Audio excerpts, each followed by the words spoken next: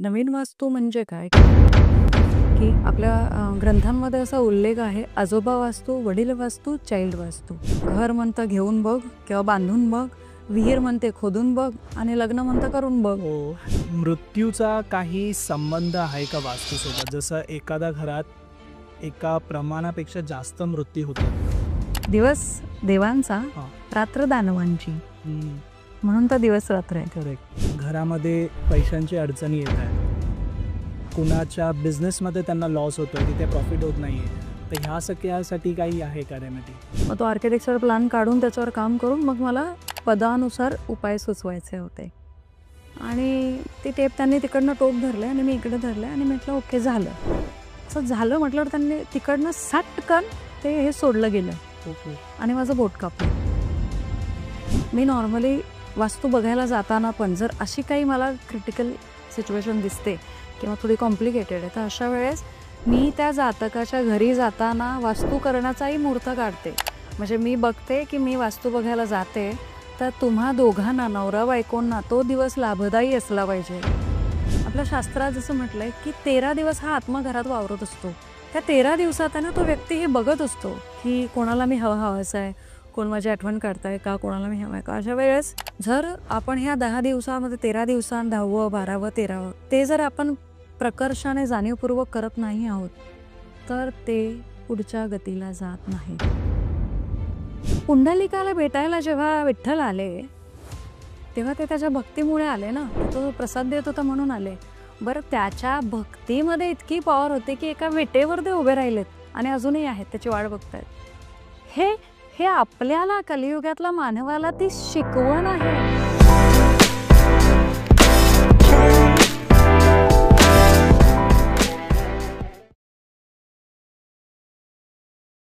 नमस्कार मित्रांनो, स्वागत आहे तुमचं अजून एका नवीन पॉडकास्टमध्ये. तर खूप लोकांना प्रश्न असतात की घरामध्ये वास्तूच्या हिशोबाने सगळ्या गोष्टी अरेंज्ड आहेत का? कारण जेव्हा आपण नवीन घर घेतो नाहीतर कुठे रेंटनी शिफ्ट होतो, त्याची दिशा वगैरे बघून आपण शिफ्ट होतो तिथे. पण शिफ्ट झाल्यानंतर खूप आतमध्ये पण गोष्टी असतात, ज्या जागेच्या हिशोबाने बरोबर तिथल्या तिथे असल्या पाहिजेत आणि बऱ्याच लोकांना ह्या गोष्टी नसतात माहिती. त्याच्यामुळे लाईफमध्ये ज्या घटना होतात, नाहीतर नकळत अशा गोष्टी घडत असतात, ज्या वास्तू दोषमुळे ॲक्चुअली होत असतात, ते आपल्याला माहिती नसतं. तर आजच्या पॉडकास्टमध्ये आपल्यासोबत जे गेस्ट आहेत, त्यांना 15 वर्षांहून जास्त एक्सपिरियन्स आहे वास्तूमध्ये आणि त्यांच्या काही टिप्स तुम्हाला नक्कीच मदत करतील. तर पॉडकास्ट एंडपर्यंत पहा. नमस्कार ताई. नमस्कार. तर अगोदर आपल्या ऑडियन्सला एक शॉर्ट इंट्रोडक्शन तुमचं द्या. ओके. नमस्कार. मी शुभांगी राणे, डॉक्टर शुभांगी राणे. मी वास्तू, ज्योतिष, न्यूमरोलॉजी, टॅरोट कार्ड आणि लाउजिंग आणि मुहूर्तशास्त्र या क्षेत्रामध्ये काम करते. गेली 15 वर्षापेक्षा जास्तचा अनुभव आहे आणि या क्षेत्रामध्ये काम करते म्हणण्यापेक्षा मी असं म्हणेल की मला स्वामींनी या क्षेत्रामध्ये आणलंय. ओके. सो हा अनुभव आहे आणि माझी जी जर्नी आहे ती खरं तर क्लायंट टू कन्सल्टंट अशी झालेली आहे. त्या म्हणजे तुम्ही एक क्लायंट होतात. हां, मी अगोदर एक वास्तू क्लायंट होती. त्याच्यामुळे ती माझी जर्नी वास्तू क्लायंट टू कन्सल्टंट झाली आहे. त्याच्यामुळे क्लायंटच्या मनामध्ये काय चाललंय, तो इथून काय विचार करतोय, बरोबर. हे कदाचित मी खूप चांगल्या प्रकारे समजून घेऊ शकते आणि मग त्याप्रमाणे मला ते सोपं जातं क्लायंट्सला आन्सर द्यायला किंवा त्यांचा काही उपाय असेल ते करायला. सो अशा प्रकारे माझा एक्सपिरियन्स आहे. आता पाहूया. Nice, nice. आणि तुम्ही म्हणालात की स्वामींच्या कृपेने तुम्ही वास्तूमध्ये कुठे ना कुठे ती एक मदत आहे तुम्हाला त्यांची. तर ट्राय करू आपण त्यावर पण एक तुमचा एक्सपिरियन्स तुम्ही तिथे शेअर करा. आणि नक्कीच. हो. तर सर्वात आधी मला हे विचारायचं आहे, वास्तुपुरुष आपण जसं म्हणतो घरामध्ये, ही नुसती एक संकल्पना आहे की खरोखर असं वास्तुपुरुष आपल्या घरामध्ये असतं आणि त्या गोष्टी तशा घडल्या पाहिजेत, असं काही खरोखर असतं का? 100% आहे. आपले जे ग्रंथ आहेत, माझा सगळा अभ्यास आहे, पी-एच-डी आपल्या भारतीय वास्तुशास्त्राच्या ग्रंथांवर झालेली आहे. त्यामुळे त्यामध्ये असा उल्लेख आहे, की जेव्हा कधी नवीन वास्तूची निर्मिती होते, नवीन वास्तू म्हणजे काय, की आपल्या ग्रंथांमध्ये असा उल्लेख आहे, आजोबा वास्तू, वडील वास्तू, चाइल्ड वास्तू.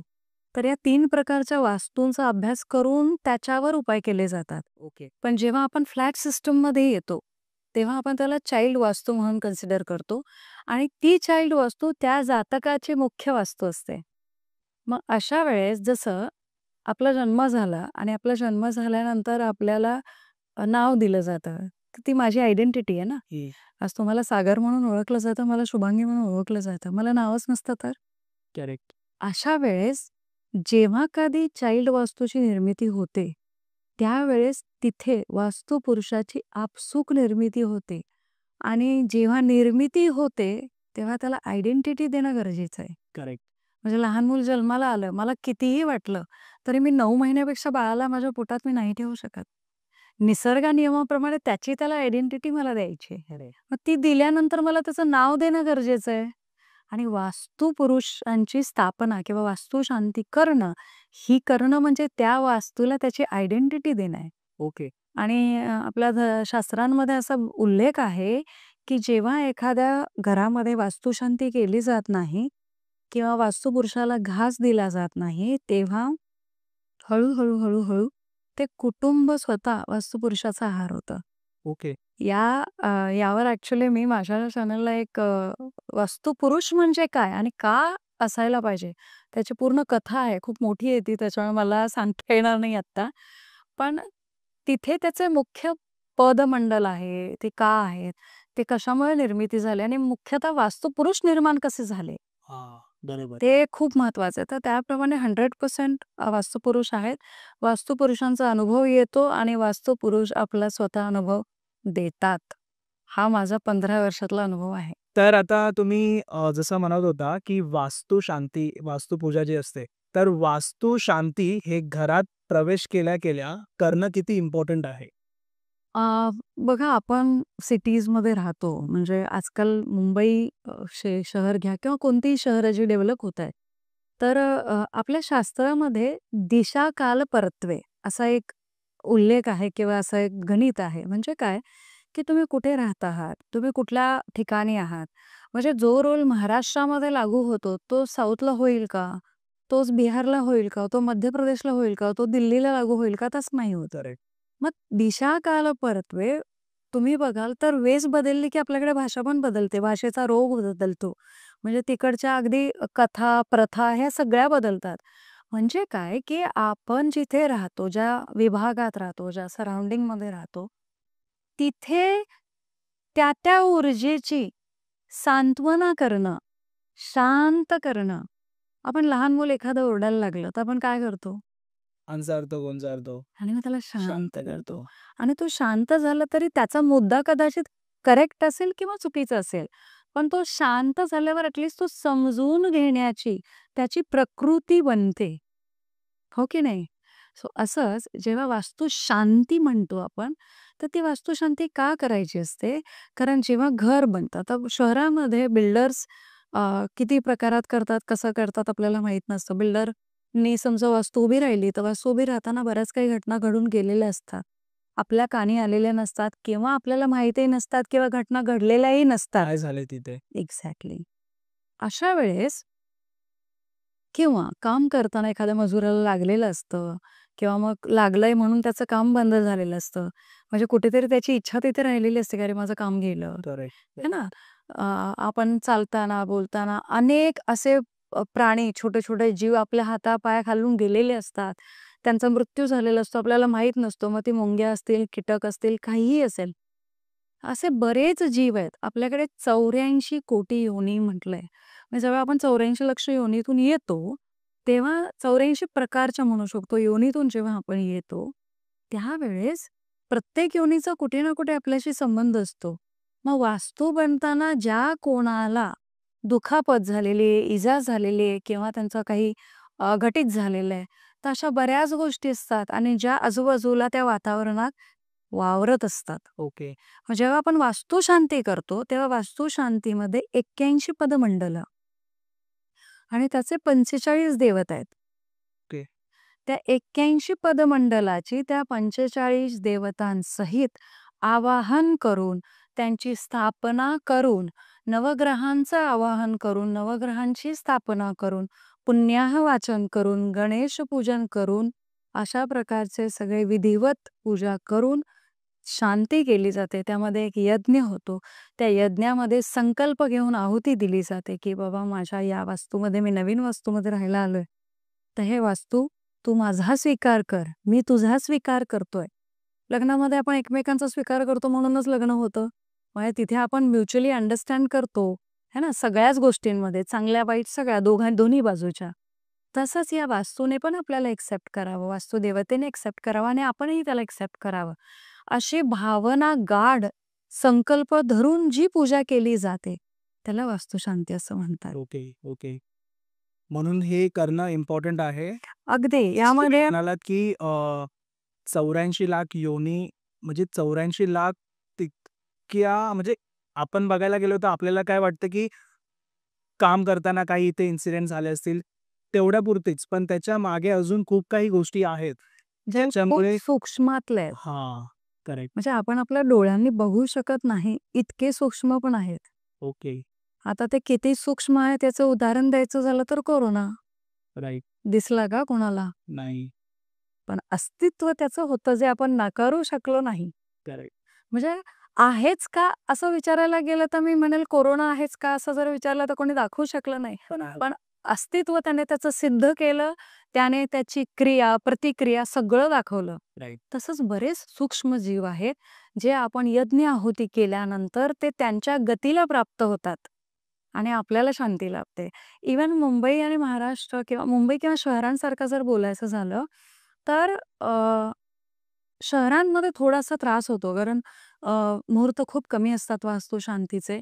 मग अशा वेळेस बऱ्याचदा असं होतं की अरे बापरे आता नाही होऊ शकत आहे. मग अशा वेळेस बऱ्याचदा आम्ही पण सजेस्ट करतो की तुम्ही गणेश पूजन पुण्याह वाचन करा, घरामध्ये राहायला जा. आणि बऱ्याचदा जेव्हा आपण गणेश पूजन पुण्याह वाचन करून घरात व्यक्ती राहायला जाते तेव्हा गुरुजी स्वतः संकल्प घेतात ओके. की आम्ही येत्या 1 वर्षाच्या आत किंवा थोड्याच दिवसात आम्ही वास्तुशांती करू. ओके. मग ते सांगितलं की त्या वेळेच्यात तुम्हाला पूर्ण करायला हवं. म्हणजे जसं की आपण ठरवलं की आता बारसं घालायचंय, लग्न करायचंय.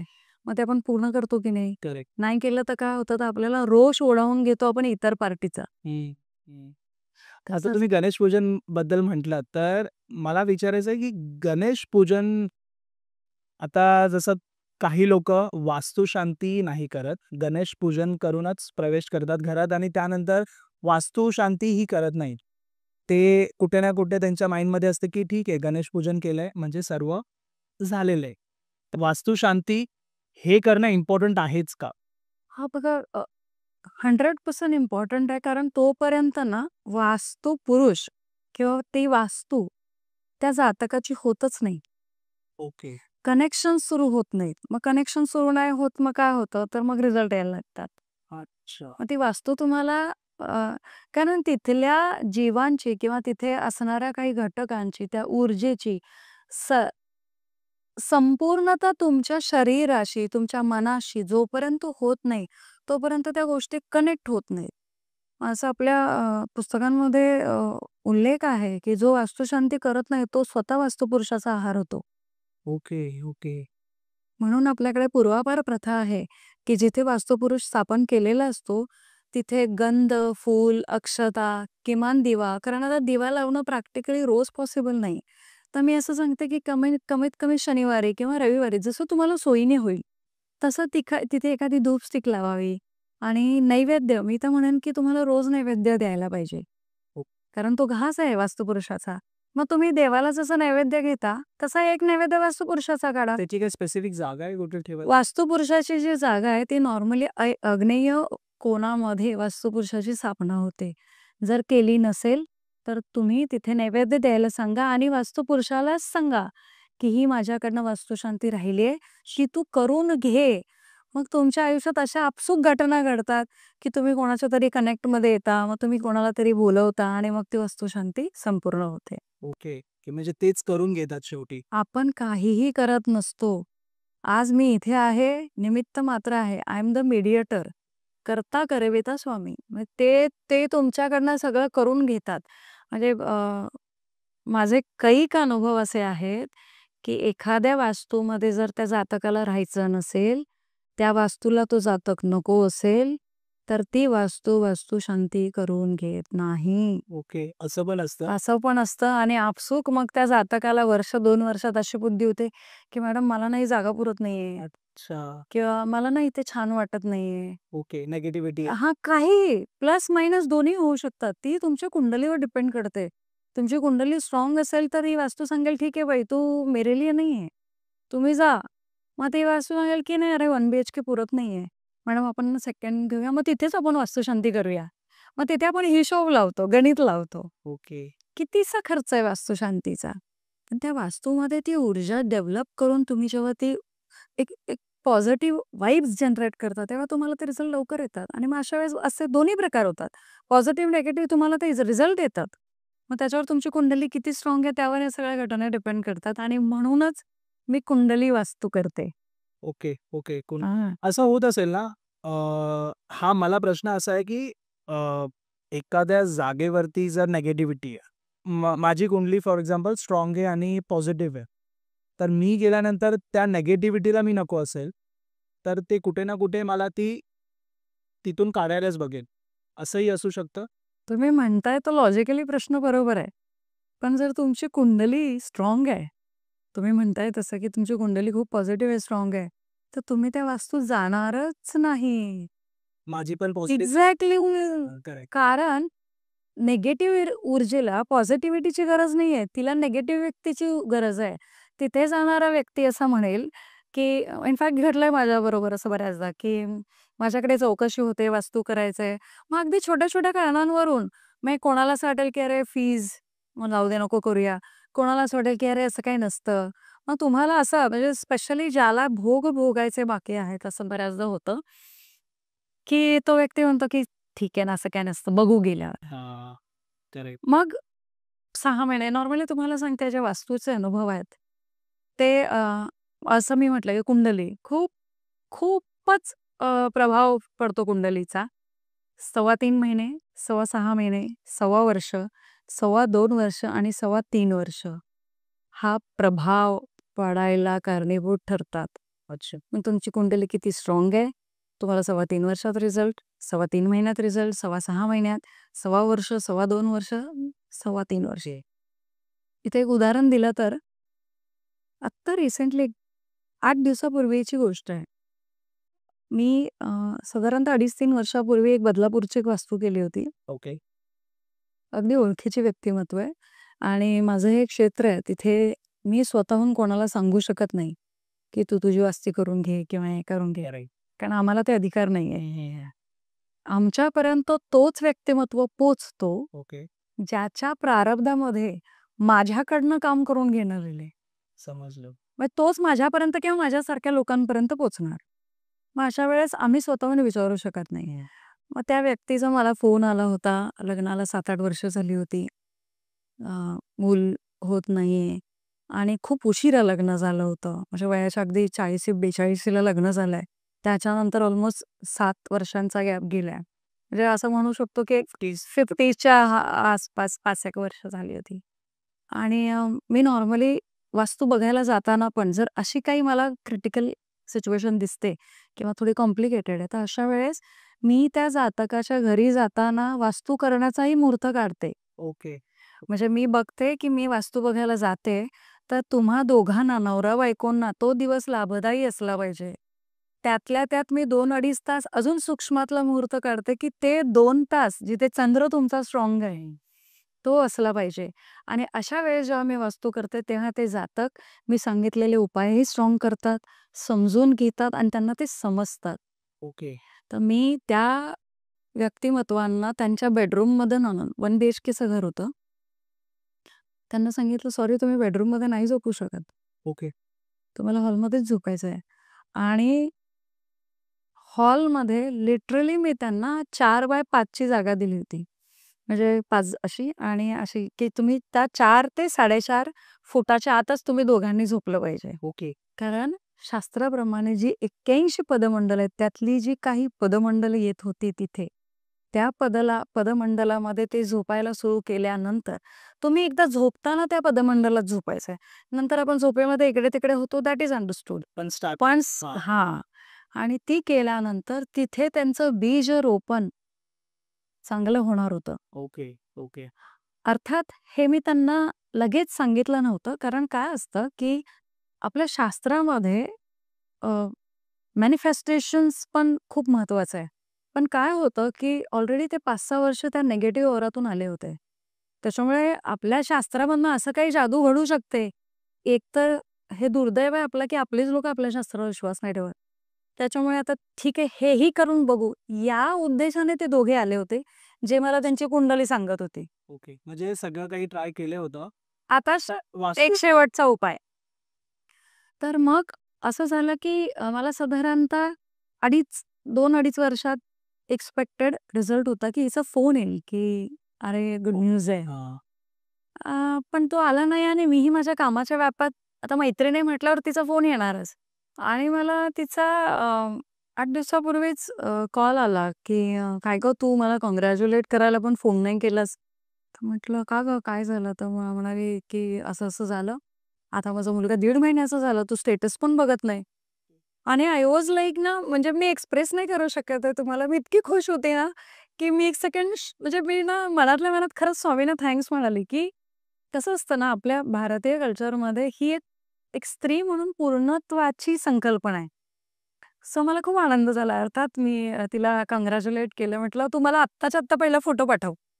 कारण मग तिने फोटो पाठवला, शेअर केला आणि ठीक आहे आपल्याकडे एक हे पण कन्सेप्ट पण आहे, की आपण 3 महिने पहिलं सांगायचं नसतं. पण अर्थात आपण जे आपल्या ज्यांनी हे केलं. नाही ते ठीक आहे, राइट. की ओळखीचं आहे किंवा क्लोज आहे. आता कदाचित असं पण असेल ना, काय असं, की त्या दोघांना मी हा मुद्दाच सांगितला नव्हता. त्याच्यामुळे त्यांना हे लक्षात नाही आलं, ओके. की हे कशामुळे आहे. कारण मला हे खूप क्लिअर होतं, की 2.25 वर्ष मॅक्सिमम कसं असतं आपलं बऱ्याचदा जन्मवेळ चुकलेली असते, पुढे-मागे झालेली असते, 5-10 मिनिटं झालेली असतात. तर 2.5-3 वर्षात रिझल्ट यायला पाहिजे. म्हणजे आपल्या 1-2 मिनिटामुळे 6-7 महिन्यांचा फरक पडतो. जन्मवेळेच्या असं. तर तो मी गृहीत धरला होता, की 2.5-3 वर्षात तिचा फोन मला यायला पाहिजे. पण मग मला खूप छान वाटलं. मी खरंच म्हणजे आत्ताही मी मनातून स्वामींना खरंच थँक्स सांगते, की मी निमित्त आहे ते सगळं करायला. पण यश ते देतात. माझं काही नाही. करेक्ट. आणि मला तो इतका आनंद आहे, की वयाच्या 50च्या आसपास तुम्हाला 45-50 च्या आसपास मूल होणं आणि आणि दॅट टू मुलगा होणं म्हणजे आपल्याकडे वंशाचा दिवा म्हटला जातो. हे याच्यासाठी, की मुलगी किंवा मुलगा म्हणून मी भेद नाही करत आहे. पण वंशवाढीसाठी आपला जो आलेला वंश आहे, तो चालू राहायला मुलगा हा हे होतो. सो मला हा आत्ता रिसेंटचा तुम्ही म्हणालात, तर तो वास्तू इतकी सूक्ष्म काम करते. आता त्याच व्यक्तीला बऱ्याच जणांनी असं विचारलं, की "अरे काय तुम्ही नवरा-बायको हॉलमध्ये झोपता?" म्हणजे आपल्याकडे एक वेगळ्या दृष्टीने त्याला बघितलं जातं. आई बेडरूममध्ये झोपले. बेडरूममध्ये कोणी देव ठेवतं का? तर मी सांगते बेडरूममध्ये नाही, किचनमध्ये, बेडरूममध्ये जिथे असेल, जिथे देवाची जागा आहे, तिथेच देवांची स्थापना झाली पाहिजे. मग तो बेडरूम असो, किचन असो किंवा हॉल असो. करेक्ट. मी नेहमी हे सांगते, की ज्या देवाने आपल्याला इतकं सुंदर घर दिलंय, आज कैक लोकं अशी आहेत ना, ज्यांची वास्तू नाही होत. नाही हो, बरोबर. मग आपल्याला जर देवाने ज्या घर दिलंय, त्याचा मान पहिला, तो जागेवर. करेक्ट. मग बेडरूम आला तर बेडरूम. ओके. ती जागा इम्पॉर्टंट. जागा इम्पॉर्टंट आहे. हां, हां. आणि त्यांना सासू-सुनेच्या रिलेशन्समध्ये पण प्रचंड तफावत होती. देवघर जागेवर आल्यानंतर, सासूबाईंची झोपण्याची जागा बदलल्यानंतर, या दोघींचेही रिलेशन्स खूप छान झालेत, हे मला तिनेच सांगितलंय. ओके. इव्हन ती स्वतः पण नंतर हे म्हणायला लागली, की "जाऊ दे गं, आता त्यांचं वय झालंय. माझ्याशिवाय त्यांना कोण आहे?" म्हटलं, "अरे वाह! सी बघा ना, बरोबर. तुमचे विचार बदलायला जे भाग पाडते, ती वास्तू." असा हा आत्तापर्यंतचा माझा अनुभव आहे. तर तुम्ही ताई जो एक्सपिरियन्स इतका छान सांगितला. मला विचारायचं आहे, की देवासाठी ही बेस्ट जागा कोणती आहे? म्हणजे त्यांची वास्तूच्या हिशोबाने जागा कोणती बरोबर आहे आपल्या घरामध्ये?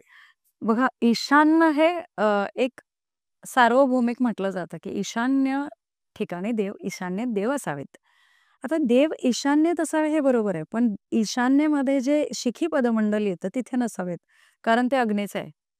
ईशान्येमध्ये ईश पदमंडल जे ईश्वराचं आहे, जे शंकराचं आहे, तिथे बरोबर देव आले ना, तर खूप खूप छान अनुभव येतात.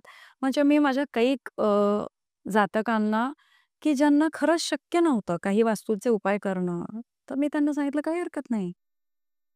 पहिलं आपण जे शक्य आहे ना, ते उपाय करूया. त्यातलं पहिलं देवघर, दुसरं बेड." कारण तुमचं नवरा-बायकोंचं रिलेशन स्ट्राँग असेल ना, तर तुम्ही येणाऱ्या प्रत्येक गोष्टीला धीराने, धैर्याने सामोरे जायची ताकद तुमच्या दोघांमध्ये पाहिजे. चांगलं आलं तर हसतमुखाने, वाईट आलं तर ठीक आहे आम्ही लढू. हे जोपर्यंत होत नाही ना, तोपर्यंत वास्तू शांत किंवा वास्तू सुख, सौख्य लाभदायी होत नाही. मग इथे ईशान्य खूप महत्वाचा रोल प्ले करतं. एखाद्याला ईशान्य नाही मिळत आहे, मग त्यानंतर येते पूर्व, ओके. मग येते उत्तर. मग त्याच्यातही पूर्व ईशान्येमध्ये अजून चांगलं, उत्तर ईशान्येमध्ये अजून चांगलं. मग ही जी पदमंडलांची व्याख्या पडत जाते, ती चांगली आणि त्याच्यानंतर पूर्व, त्याच्यानंतर उत्तर. म्हणजे अगदीच काही नाही झालं, जिथे शक्यच नाहीये, तर तिथे वायव्य. तेही मी नाही सजेस्ट करेन, कारण वायव्यातला देव्हारा हा त्या जातकाला घरामध्ये राहूच देत नाही. ओके. ओके. म्हणजे तो व्यक्ती मार्केटिंगच्या फील्डमध्ये असणार किंवा तो मार्केटिंग सदृश अशा कुठल्यातरी कामाच्या संबंधात असणार, तो वारंवार बाहेरच असणार ओके. आणि त्यांना ते कामं येत जातात. हा अनुभव आहे माझा. मग अशा ठिकाणी बऱ्याचदा ईशान्येचं देवघर हे अतिशय आपल्या धर्मग्रंथांमध्ये पण सांगितलंय, की ईशान्येत देवघर आले, की तुमचं घर वसायला लागतं. अच्छा. ओके. म्हणून मी नेहमी म्हणते, की काहीच नाही जमलं ना, म्हणजे मग मी प्रेक्षकांनाही सांगेन, की काहीच नाही जमत आहे, तर ईशान्येत देवघर आणा. आता बऱ्याचदा असा प्रश्न मलाही आलाय, तर तुमच्या या पॉडकास्टच्या माध्यमातून मी सांगेन, की आमच्या ईशान्येत टॉयलेट येतंय आणि टॉयलेटच्या बाजूला देवघर कसं ठेवायचं? बरोबर. हो. आपल्या शास्त्रांमध्ये महादोष म्हणजे ईशान्येचं टॉयलेट. त्याला पर्याय नाही. ते काढावंच लागेल. ते काढायचं नाहीतर घर बदलायचं. अच्छा. मग घर बदलण्यासाठी उपाय काय? आता घर घेणं ही सोपी गोष्ट नाहीये. म्हणजे आम्ही समजू शकतो मुंबईमध्ये तर कुठेही घर घेणं सोपं नाहीये किंवा कोणत्याही शहरामध्ये, गावामध्येही घर बांधणं म्हणजे म्हण आहे आपल्याकडे, घर म्हणतं घेऊन बघ किंवा बांधून बघ, विहीर म्हणते खोदून बघ आणि लग्न म्हणतं करून बघ. हो की नाही? त्यामुळे हे तिन्ही अनुभव आयुष्यभरासाठी गाठीशी असतात. राईट. मग अशा वेळेस तुमचं टॉयलेट जरी येत असेल आणि तुम्हाला जर त्या टॉयलेटच्या बाजूचा भाग समजा तुमचा हॉलमध्ये येत असेल, किचनमध्ये येत असेल किंवा बेडला येत असेल, तर त्या प्रभागात देवघर न्या. ओके. तुम्हाला देव स्वतः मदत करतात इथून बाहेर पडायला. हा माझा अनुभव आहे. ओके. कैक कैक जणांचा. मग अशा वेळेस पण तुमची श्रद्धा अपार पाहिजे. मी नेहमी मागेही मी मागच्या पॉडकास्टमध्येही बोलले होते, की भाव तिथे देव. तुम्ही फक्त हां, ठीक आहे मी आता देवघर आणलं, देव बघेल. सॉरी. कर्म, कर्मप्रधान व्यक्तिमत्व आहोत आपण. अ, पृथ्वीवर जन्मच कर्म करायला घेतलाय. करेक्ट. नाहीतर आपण इथे नसतो. मग कर्म पहिलं. मग म्हणजे श्रीकृष्णही सांगतात, की "तू तुझं कर्म करत राहा, बाकी मी बसलोय." स्वामी पण तेच म्हणतात, "मी तुझ्या पाठीशी आहे." ते कधीच म्हणाले नाही, "मी तुझ्या पुढे आहे." करेक्ट. ते पुढे का नाही येतायत? कारण त्यांना असं सांगायचंय, की "तू तुझे 200% एफर्ट दे, 100 नाही. तू तुझे 200% दे, नाही झाले तर मी आहेच." राईट. पण आपण असं म्हणू, की "मी बसतो, मी काहीच प्रयत्न करणार नाही." तसं नाही होणार. मग अशा वेळेस तुम्ही देवघर जर ईशान्येला आणलं, कुठेही असू देत, बेडरूममध्ये असेल तर बेडरूममध्ये आणा. जर नवरा-बायको यंग जनरेशन्सचे कपल आहेत, तर मी त्यांना सांगेल, की तुम्ही देवघरासमोर नका झोपू. ओके. मिड एजचे आहेत तरी सांगेल, म्हणजे अगदी 50वी पर्यंत मी सांगेल, तुम्ही देवघरासमोर नका झोपू. पण देवघर तुम्ही ईशान्येला आणलंय आणि तुमच्या घरात ज्येष्ठ नागरिक आहेत, त्यांना तुम्ही देवघराच्या रूम द्या. ओके. यातून तुमचे दोन्ही प्रॉब्लेम सॉल्व्ह होतील. ज्येष्ठ नागरिकांचं माइंडसेट बदलायला लागतं, हा माझा अनुभव आहे. मी माझा तुम्हाला एक अनुभव सांगते स्वतःचा. मी डोंबिवलीला सर्वोदय गॅलेक्सीमध्ये राहत होते आणि मी माझा मुख्य बेडरूम जो होता मोठा, तो मी माझ्या सासू-सासऱ्यांना दिलेला आणि तिथेच माझं देवघर होतं. ओके. तर मला बऱ्याच जणांनी विचारलं, की "अगं काय आहे? देवघर आणि मोठा बेडरूम."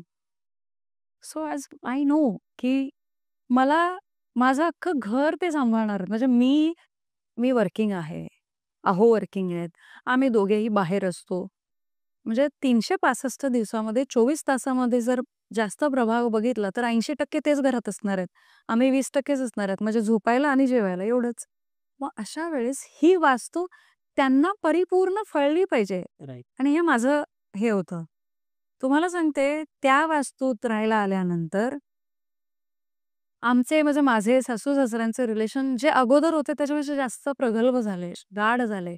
म्हणजे इथपर्यंत की नॉर्मली कसं असतं की असं होतं ना, आई-मुलीचा जास्त संबंध असतो. म्हणजे आज पॉडकास्टवर सांगते मी की आज त्यांना काही हवंय किंवा त्यांना काही वाटलं तर मला पहिला फोन येतो ओके.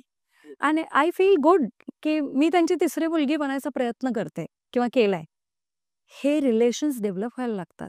हे कसे होतात? तर त्या ऊर्जेशी तुमचे विचार मॅनिफेस्ट व्हायला लागतात. मी म्हटलं ना, ही खूप सूक्ष्म प्रक्रिया आहे. ही सहज घडणारी नाही. म्हणजे मी वास्तूमध्ये नेहमी उपाय करताना, माझ्या क्लायंट्सशी हे करताना मी नेहमी सगळ्यांना सांगते, की वास्तू ही जादूची कांडी नाहीये. पण जादूपेक्षा कमीही नाहीये. म्हणजे तुम्ही जादू होते हा अनुभव घेऊ शकाल इथपर्यंत ही ऊर्जा तुम्हाला पॉझिटिव्ह रिझल्ट देते. सो हा माझा अनुभव आहे. त्याच्यामुळे मी तुमच्या प्रेक्षकांना सगळ्यांना सांगेन, की तुमच्या घरामध्ये काहीही नसेल, तर तुम्ही तुमचं देवघर हे तुम्ही तुमच्या ईशान्य जिथे तुम्हाला शक्य वाटते त्या ईशान्येमध्ये आणा. चांगला मुहूर्त बघा, चांगल्या दिवशी आणा, तुम्हाला लाभेल अशा दिवशी आणा. नाही जमलं तर तुम्ही मुहूर्त काढा. कमीत कमी ती अजून पॉझिटिव्ह आणायचा प्रयत्न करा बरं. आणि ते करा, तर ते अतिशय फळ देतं. ओके. आणि ताई मला हे विचारायचंय, मृत्यूचा काही संबंध आहे का वास्तूसोबत? जसं एखाद्या घरात एका प्रमाणापेक्षा जास्त मृत्यू होतात, तर त्याचा पण काही म्हणजे वास्तूला घेऊन संबंध आहे का? बघा येतोच, नाही असं नाही. म्हणजे आपल्या प्रत्येक शास्त्राचा कुठे ना कुठे संबंध आहे.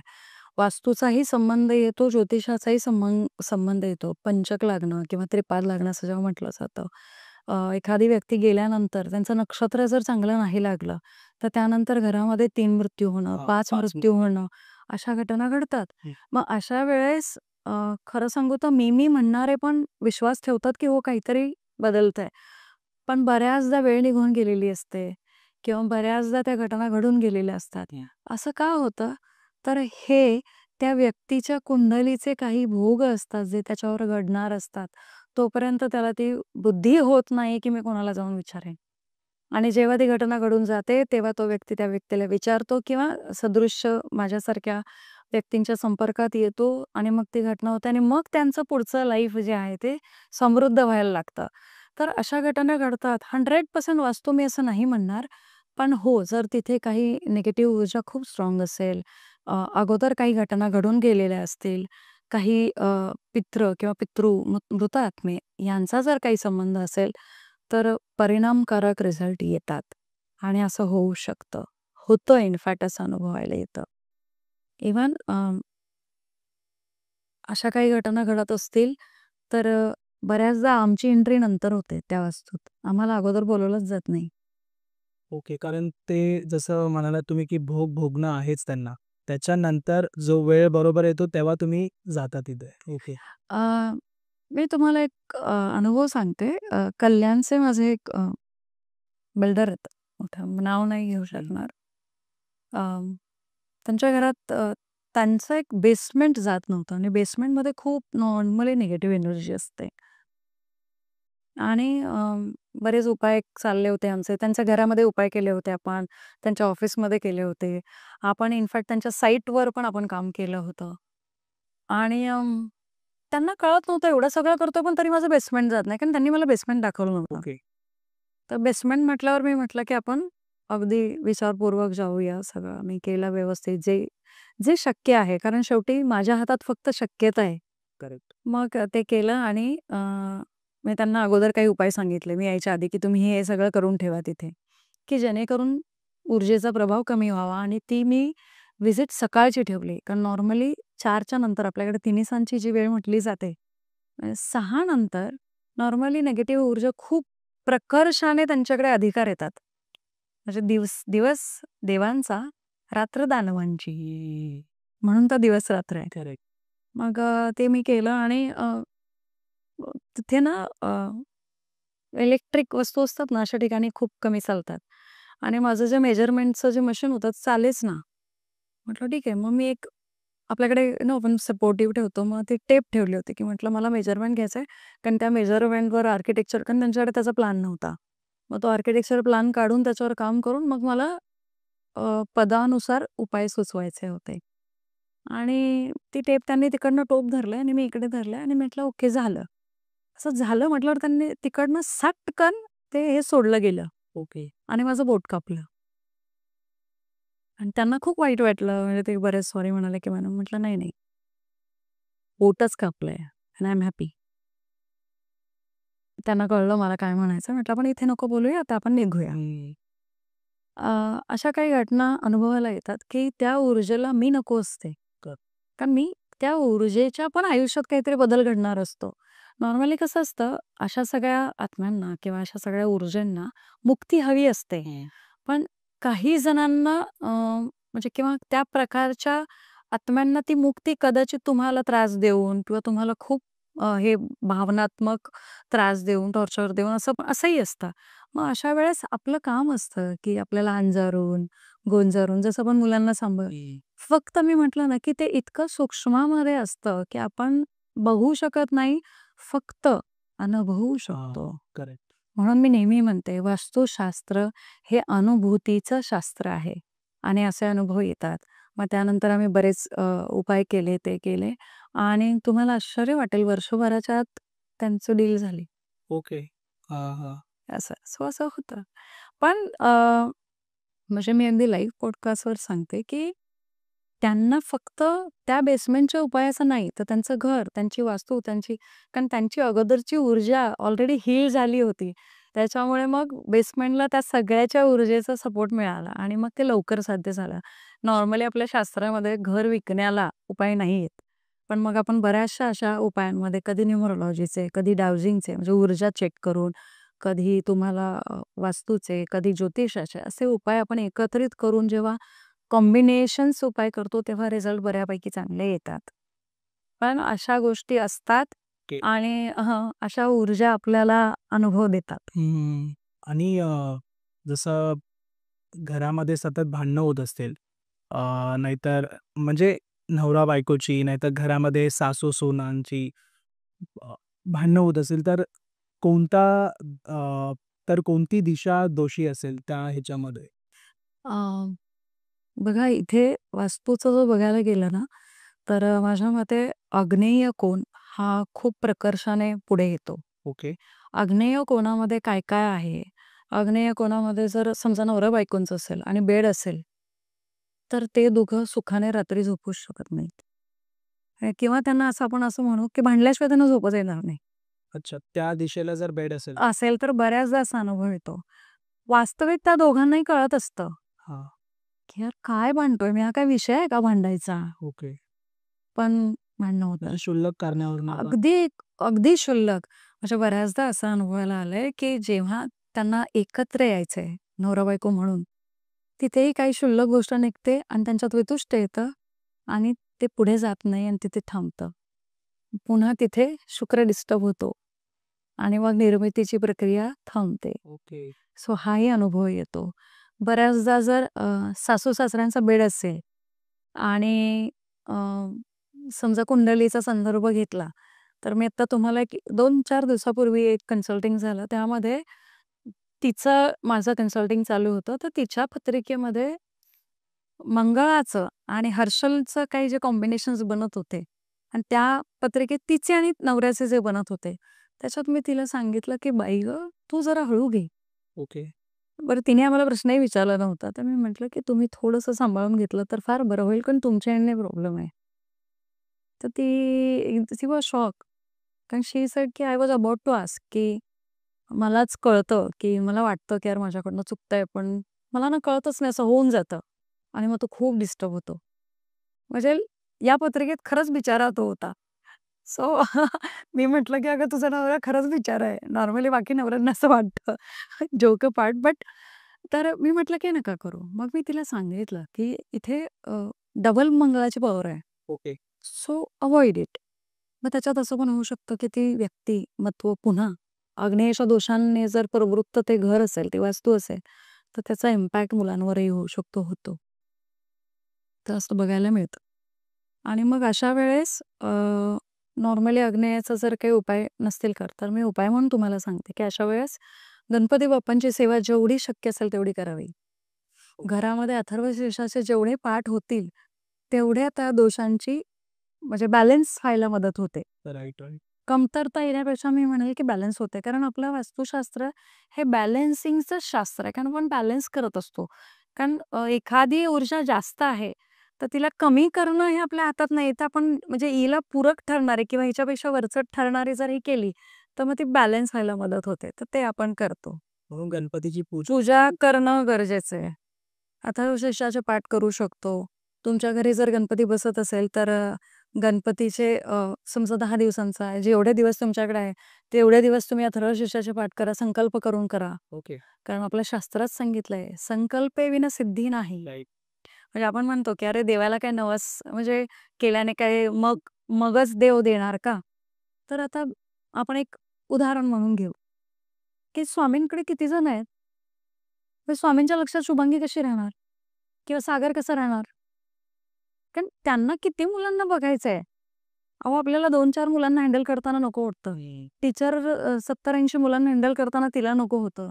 स्वामींना किती जणांना बघायचंय. मग अशा वेळेस स्वामींच्या लक्षात कोण राहणार? की स्वामी सांगणार, "स्वामी, मला हे हवंय." मग मी हे करतो. पण मग आपण एखादा जेव्हा नवस करतो, तेव्हा त्या नवसाने खरंच त्या देवतेला फरक पडणार आहे का? नाही. नाही. ती आपली भावना आहे. तुम्ही त्या देवतेशी कनेक्ट व्हावं, तुमची पॉझिटिव्ह ऊर्जा, सकारात्मक ऊर्जा वाढावी, हे त्याच्यामागचं द्योतक असतं. ओके.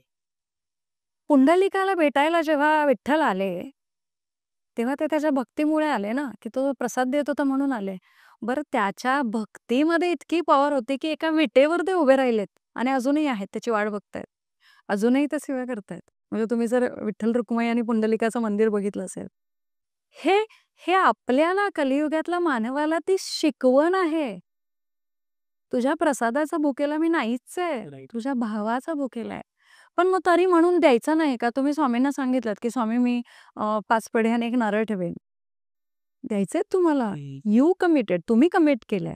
मग अशा वेळेस आहे ना, तुम्ही जर एखादा संकल्प करता, त्यावेळेस ते देवताचं जे तत्व आहे, ते तुमच्याबरोबर आकर्षित व्हायला लागतं. ते तुम्हाला मदत करायला लागतं आणि मग तुम्ही ते होता. इनफॅक्ट संकल्प आपण पूर्ण करतच नाही.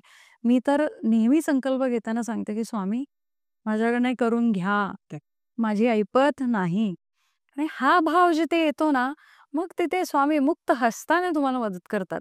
त्याच्यामुळे ही संकल्पविना सिद्धी नाही आणि तुम्ही संकल्प घेऊन हे उपाय केले तर खूप छान अनुभव येतात. करेक्ट. मध्ये अडचणी पण तिथे येणार आहेत ते तेच दूर बरोबर करतात. हो, हो. अगदी तुम्हाला सहज लाभ होतो, की तिथे लाल रंग जास्त आहे. मग तिथे लाल रंगाची पूर्तता कमी करा. लाल रंग काढून टाका. मोती कलर तिथे पेंट करा. पेंट करू शकत नसाल तुम्ही स्वतः करा.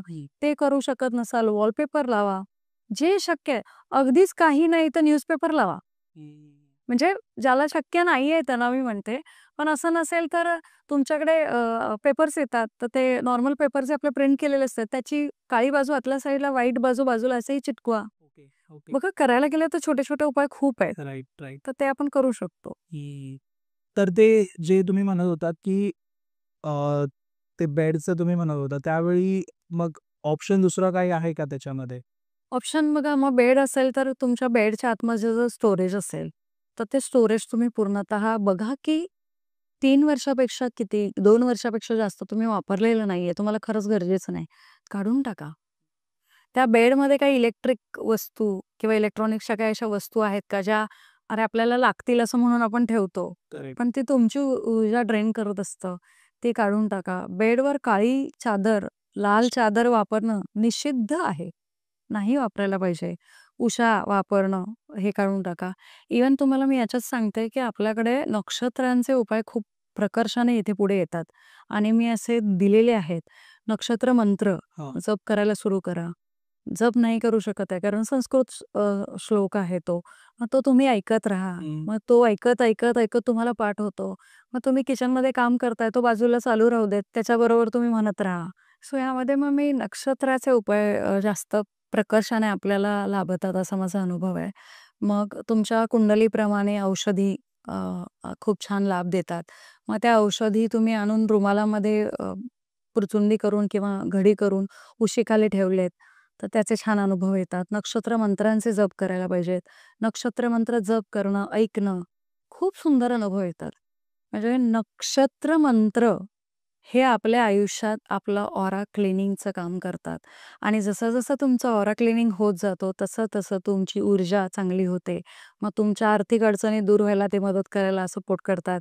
तुमच्या मानसिक आधार द्यायला, मानसिक अडचणी असतील त्याला सपोर्ट करतात आणि हळू नक्षत्र मंत्र हे तुम्हाला उभं राहायला मदत करतात. त्याच्यामुळे नक्षत्र मंत्रांचा जप हा प्रत्येक जातकाने करायला पाहिजे असं मला वाटतं. बरोबर. लहान मुलं, नाहीतर मग जी मुलं 10वी-12वी मध्ये आहेत, परीक्षेसाठी, नाहीतर मग नॉर्मल रोजची जी स्टडीज असते, तर स्टडीजसाठी पण अशी कोणती जागा आहे का तिथे बसून जर त्यांनी अभ्यास केला, तर त्यांच्या लाईफमध्ये चेंजेस येतील, नाहीतर मग गोष्टी लक्षात राहतील त्यांच्या? याच्यात मी 2 गोष्टी सांगेल, 2 उपाय, की एक तर वास्तूमध्ये नक्कीच हे बघता येतं आणि वास्तूमध्ये जी 81 पदमंडल आहेत, त्यामध्ये जे विवस्वान हे पदमंडल आहे, त्या पदमंडल त्या घरात जर आपल्याला मिळालं आणि जर आपण त्या मुलाला तिथे स्टडी टेबल देऊन तिथे बसवलं, तर कुठल्याही प्रकारचा उपाय न करता ते मूल आपसूक अभ्यास करायला लागतं. ओके. कोणत्याही प्रकारची चिडचिड स्वतःमध्ये ते डेव्हलप होतात त्याचे विचार. आणि समजा त्यात तो कुंडलीमध्ये काही दोष असेल, तर अशा वेळेस तो तिथे ॲटलीस्ट बसून तरी राहील, नाही होणार. मग अशा वेळेस मग आपण कुंडलीचे उपाय केले. त्या पदमंडलामध्ये बसवलं, तर मुलांचा अभ्यास खूप छान होतो. मग अशा वेळेस मी सांगेल की प्रज्ञाविवर्धन स्तोत्र अतिशय प्रभावी स्तोत्र आहे. ते स्तोत्र मुलांना म्हणायला सांगा. त्यांच्याकडनं त्याचे पाठ करून घ्या. 1दा, 3दा, 5 वेळा, 7 वेळा, 11 वेळा, 21 वेळा जेवढ्या वेळा शक्य होईल. कसं शक्य आहे? अथर्वशीर्ष अतिशय प्रभावी आहे ओके. मुलांच्या बुद्धिमत्तेचा विकास करण्यासाठी. तर या गोष्टींचाही आपण वापर करून घेऊ शकतो. बघा जिथे धी लयाला जाते, आपल्याकडे बुद्धी म्हटलंय आणि बुद्धी ही बुध देवतेंची जोडली गेली आहे. आणि आपल्याकडे धी म्हणजे काय, की तुम्हाला बुद्धी चांगली व्हायला मिळायला पाहिजे असं आपण नेहमी म्हणतो, की आशीर्वाद देतो ना, की देव तुला चांगली सद्बुद्धी देवो. मग ती सद्बुद्धी येण्यासाठी धी देवता जागृत होणं त्या वास्तूतले खूप महत्वाचं आहे. आणि इनफॅक्ट नॉट मुलं. त्या वास्तूमध्ये धी देवतेची जागृतता झाली, की त्या घरातल्या स्त्रीला, पुरुषाला, घरातल्या सगळ्या व्यक्तींची सद्बुद्धी जागृत होते आणि आपसूक त्यांना ह्या सगळ्यांना ह्याचे फायदे मिळतात. मुलांना जास्त मिळतात कारण त्यांचा बुध ऑलरेडी ॲक्टिव्ह असतो. त्यांना त्याची गरज असते. मग ते लवकर ॲक्टिव्हेट होते कारण ते तर त्या पदमंडलात बसणार असतात. मग अशा वेळेस याचे खूप छान अनुभव येतात आणि लाभ होतात. ओके. त्याच्यामुळे प्रज्ञाविवर्धन स्तोत्राचा जाप करणं, अथर्वशीर्षाचे जाप करणं आणि बुद्धीसाठी सरस्वती स्तोत्र, छोटंसं पण अतिशय प्रभावशाली, हेही स्तोत्रांचं जाप करू शकतो. तुम्ही बघाल आजकाल सरस्वती देवीची पूजा कमी होते ॲज कंपॅरेटिव्हली लक्ष्मीची. पण बुद्धीमुळे लक्ष्मी टिकून राहते. त्याच्यामुळेच तिन्ही देवता तेवढ्याच महत्त्वाच्या आहेत. तुमच्या शरीरामध्ये ताकद, महाकाली असणं महत्त्वाचं आहे. बुद्धी असणं गरजेचं आहे. सरस्वती मातेचा आशीर्वाद तुम्हाला पाहिजे. तरच लक्ष्मी माता स्थिरावते. करेक्ट. सो या तिन्ही देवतांची पूर्तता केलीत, की आपसूक हे सगळं हे होतं. त्याच्यामुळे मुलांच्या म्हणजे मुलांना बुद्धिमत्तेमध्ये प्रभाव पाडायचा असेल, तर ही 3 स्तोत्र खूप छान प्रभाव देतात. ते. आणि मेन म्हणजे तुम्ही अ, नुसतं वास्तू हे काम करून नुसतं देत नाहीये, त्यासकट ज्या तुम्ही रेमेडीज ज्या त्यांना सांगून येतात. जसं आता लहान मुलांनाही हे स्तोत्र जर ते म्हटले, तर त्यांच्या विकासाला पण आणि कुठे ना कुठे हे मोठे झाल्यावरती त्यांना खूप चांगला म्हणजे चांगली गोष्ट आहे शेवटी, बरोबर. की ह्या गोष्टी त्यांना लहानपणापासून माहिती आहेत. करेक्ट. बरेच लोकं ज्यांचं लहानपण निघून गेलंय, लहानपणी काहीतरी म्हणजे खूप गोष्टी अशा मिस झाल्यात. मोठं झाल्यानंतर माहिती पडतं, पण लहानपणापासून ह्या गोष्टी माहिती असणं हे खूप इम्पॉर्टंट आहे आजकालच्या पिढीला तर. आजच्या पिढीला खूप गरजेचं आहे आणि दुसरं कसं होतं, की सहजता येणं. कारण काय होतं आजकाल मुलांमध्ये बघा चिडचिड खूप पडली आहे. मोबाईल एक महत्त्वाचं कारण आहे त्याला. मग अशा वेळेस काय होतं, की हे हे परावृत्तीत करायला म्हणजे नॉर्मली असं 90% होतं, की चला मोबाईल ठेव. पण ठीक आहे, मोबाईल ठेवल्यानंतर काय करायचंय? मग अशा वेळेस तुम्ही त्यांना स्तोत्रांची आवड लावा. आवड कशी लावू शकतो? एकतर तुम्ही जसं म्हणालात, की बरेचदा आई-वडिलांपर्यंत ते पोहोचलेलं नसतं. तर मग त्यांना स्वतःला माहीत नसतं. मग तुम्ही आई-वडील म्हणून तुम्ही असं करू शकता, की "ए, मला हे स्तोत्र ना शिकायचं आहे. तू जरा येतो का? ओके. तुला जरा येतंय का बघ?" तुम्हाला माहिती आहे, की त्याला नाही येतंय. पण तुम्ही सांगा, "अरे, तू वाचलंयस का? म्हणजे शाळेत वगैरे शिकवलंय का?" भले त्याच्या शाळेत शिकवलेलं नसेल. पण त्यामुळे त्या मुलाचा कॉन्फिडन्स वाटतो, की "अरे, मला येतंय का?" करेक्ट. म्हणजे आईला शिकवायचंय किंवा वडिलांना शिकवायचंय म्हणून तरी त्या मूल म्हणतं, "हां, ठीक आहे." मग सर ह्याचा अर्थ काय आहे? हां. हे काय? मग ह्याचा अर्थ हा असू शकतो का? मग तुम्ही बसवा. एकदा नाही बसणार, दोनदा नाही बसणार. पण तुम्ही बघाल हळू-हळू, हळू-हळू ते होतं. आता बघा तुम्ही एखादं गाणं आपल्याला आवडतं बरोबर? किंवा नाही आवडत. पण ते गाणं पुन्हा, पुन्हा, पुन्हा वाजत राहिलं, की एका पॉइंट नंतर आहे ना, आपणच ते गाणं गुणगुणायला लागतो. आता रील्सचा जमाना आहे. रील्सचं बघा. एखादी नवीन ट्रेंड आला, की आपल्याला नाही आवडत, पण कंटिन्यू सारखं ते रील ते सवय होऊन जाते मग. करेक्ट. मग अशा वेळेस तुम्ही मुलांवर म्हणजे माझं अगदी प्रेक्षकांना सांगणं आहे, की तुम्ही तुमच्या मुलांना ना कंप्लेंट करण्यापेक्षा तुम्ही असं करून बघा. अथर्वशीर्ष, की "अरे, मी अथर्वशीर्ष वाचत होतो. मला ना या लाईनीचा अर्थ कळत नाही. जरा सांगशील का?" आरामात सांग तू तुझ्या हिशोबाने हे करून. म्हणजे मला जरा समजायचंय. आता त्याची इच्छा नसेल तरी आईला शिकवायचंय, वडिलांना शिकवायचंय म्हणून तो तो ते ऐकणार. अभ्यास करेल त्याच्यावर. हां. हळू-हळू का होईना मग त्याची गोडी वाढेल. कारण आपली शास्त्र म्हणून बघा आपल्याकडे ना श्रुती हा भाव आहे शिकवण्याचा. आपल्याकडे पूर्वपार गुरु सांगायचे, शिष्य ऐकायचे आणि ऑब्झर्व्ह करायचंय. आपल्याला पुन्हा तिथे जायचंय. तर आपली पिढी ही सगळं घेणार आणि आपल्या पिढीला याची आवड निर्माण होणं किंवा आपल्या पिढीने हे कंटिन्यू ठेवणं, ही जर आजची गरज आहे, तर आपल्याला अशा प्रकारे आपण करू शकतो. आणि मग तुम्ही त्यांच्या ते तुमच्या आजूबाजूला आहेत, तर अथर्वशीर्ष प्ले करा. ओके. 24 तास राहू देत की काय फरक पडतोय? ॲटलीस्ट प्रज्ञाविवर्धन स्तोत्र होऊ देत. मग तुम्हाला आवडतं एखादा टोन त्या टोनमधलं लावा. मग हळू-हळू मग त्याला सांगा, की "अरे, हे बघ ह्याचा अर्थ असा आहे." मग त्याचा अर्थ असणारा एखादा व्हिडिओ तुम्ही ऐका. मग तुम्ही ते त्याला पाठवा. अशा बऱ्याच क्रियेमधनं आपण आपल्या मुलांना आपसूक आपल्या धर्माशी सुसंगत करू शकतो. कारण ही आजची काळाची गरज आहे आणि माझा अनुभव आहे, की आपल्या धर्माशी, आपल्या संस्कृतीशी ज्या मुलाची नाळ जोडलेली आहे, तो आपल्या आई-वडिलांना, आपल्या कल्चरला कधीही विसरत नाही किंवा विसरू शकत नाही. बरोबर आहे. अ, आणि काही लोकांना स्वप्नदोष येतात. स्वप्नदोष असतात काही लोकांना. विचित्र स्वप्न येणं, परत मानसिक तणाव आपण जसं म्हणतो. बरोबर.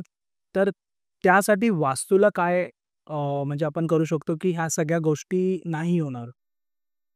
उपाय करू शकतो आपण, पण पुन्हा स्वप्नदोष म्हटलं की पुन्हा आपण कुठे झोपतोय? ओके. कोणत्या पंदमंडलामध्ये त्यांचा बेड आहे? मी मगाशी म्हटलं तसं की बेडच्या आतमध्ये काही आहे का? ती निगेटिव्ह ऊर्जा ही करा. शक्यतो पिंक किंवा व्हाईट रंगाच्या चादरीचे कॉम्बिनेशन्स वापरा. पांढरेही चालतील. जर ज्येष्ठ नागरिक असतील तर पांढरा रंग जास्त प्रिफरेबल असेल. हलकासा व्हाईट लाईट शेड ग्रीनचा चालू शकतो किंवा सगळ्यात सोपं की त्या चादरी धुतल्यानंतर त्या मिठाच्या पाण्यामध्ये पिळवून मग सुकवा आणि त्या वापरा. हा एक उपाय आहे. दुसरा एक उपाय की तुमच्या बेडच्या दोन्ही बाजूला जिथे आपले लॅम्प स्टँड्स असतात, तिथे बाजूला काचेच्या बाउलमध्ये खडे मीठ ठेवा आणि ते दर शनिवारी बदला. ओके. म्हणजे ते दर शनिवारी बदलायचं. ते शनिवारी खडे मीठ पॉटमध्ये फ्लश करायचं. नवीन वाटी ती धुवून स्वच्छ करायची आणि पुन्हा नवीन खडे मीठ भरून ठेवायचं. अजून एक तुम्ही उपाय करू शकता, की आठवड्यातून एकदा शनिवारी तुमच्या घरातली जी लादी आहे, ती मिठाच्या पाण्याने पुसणं. हा खूप छान उपाय आहे.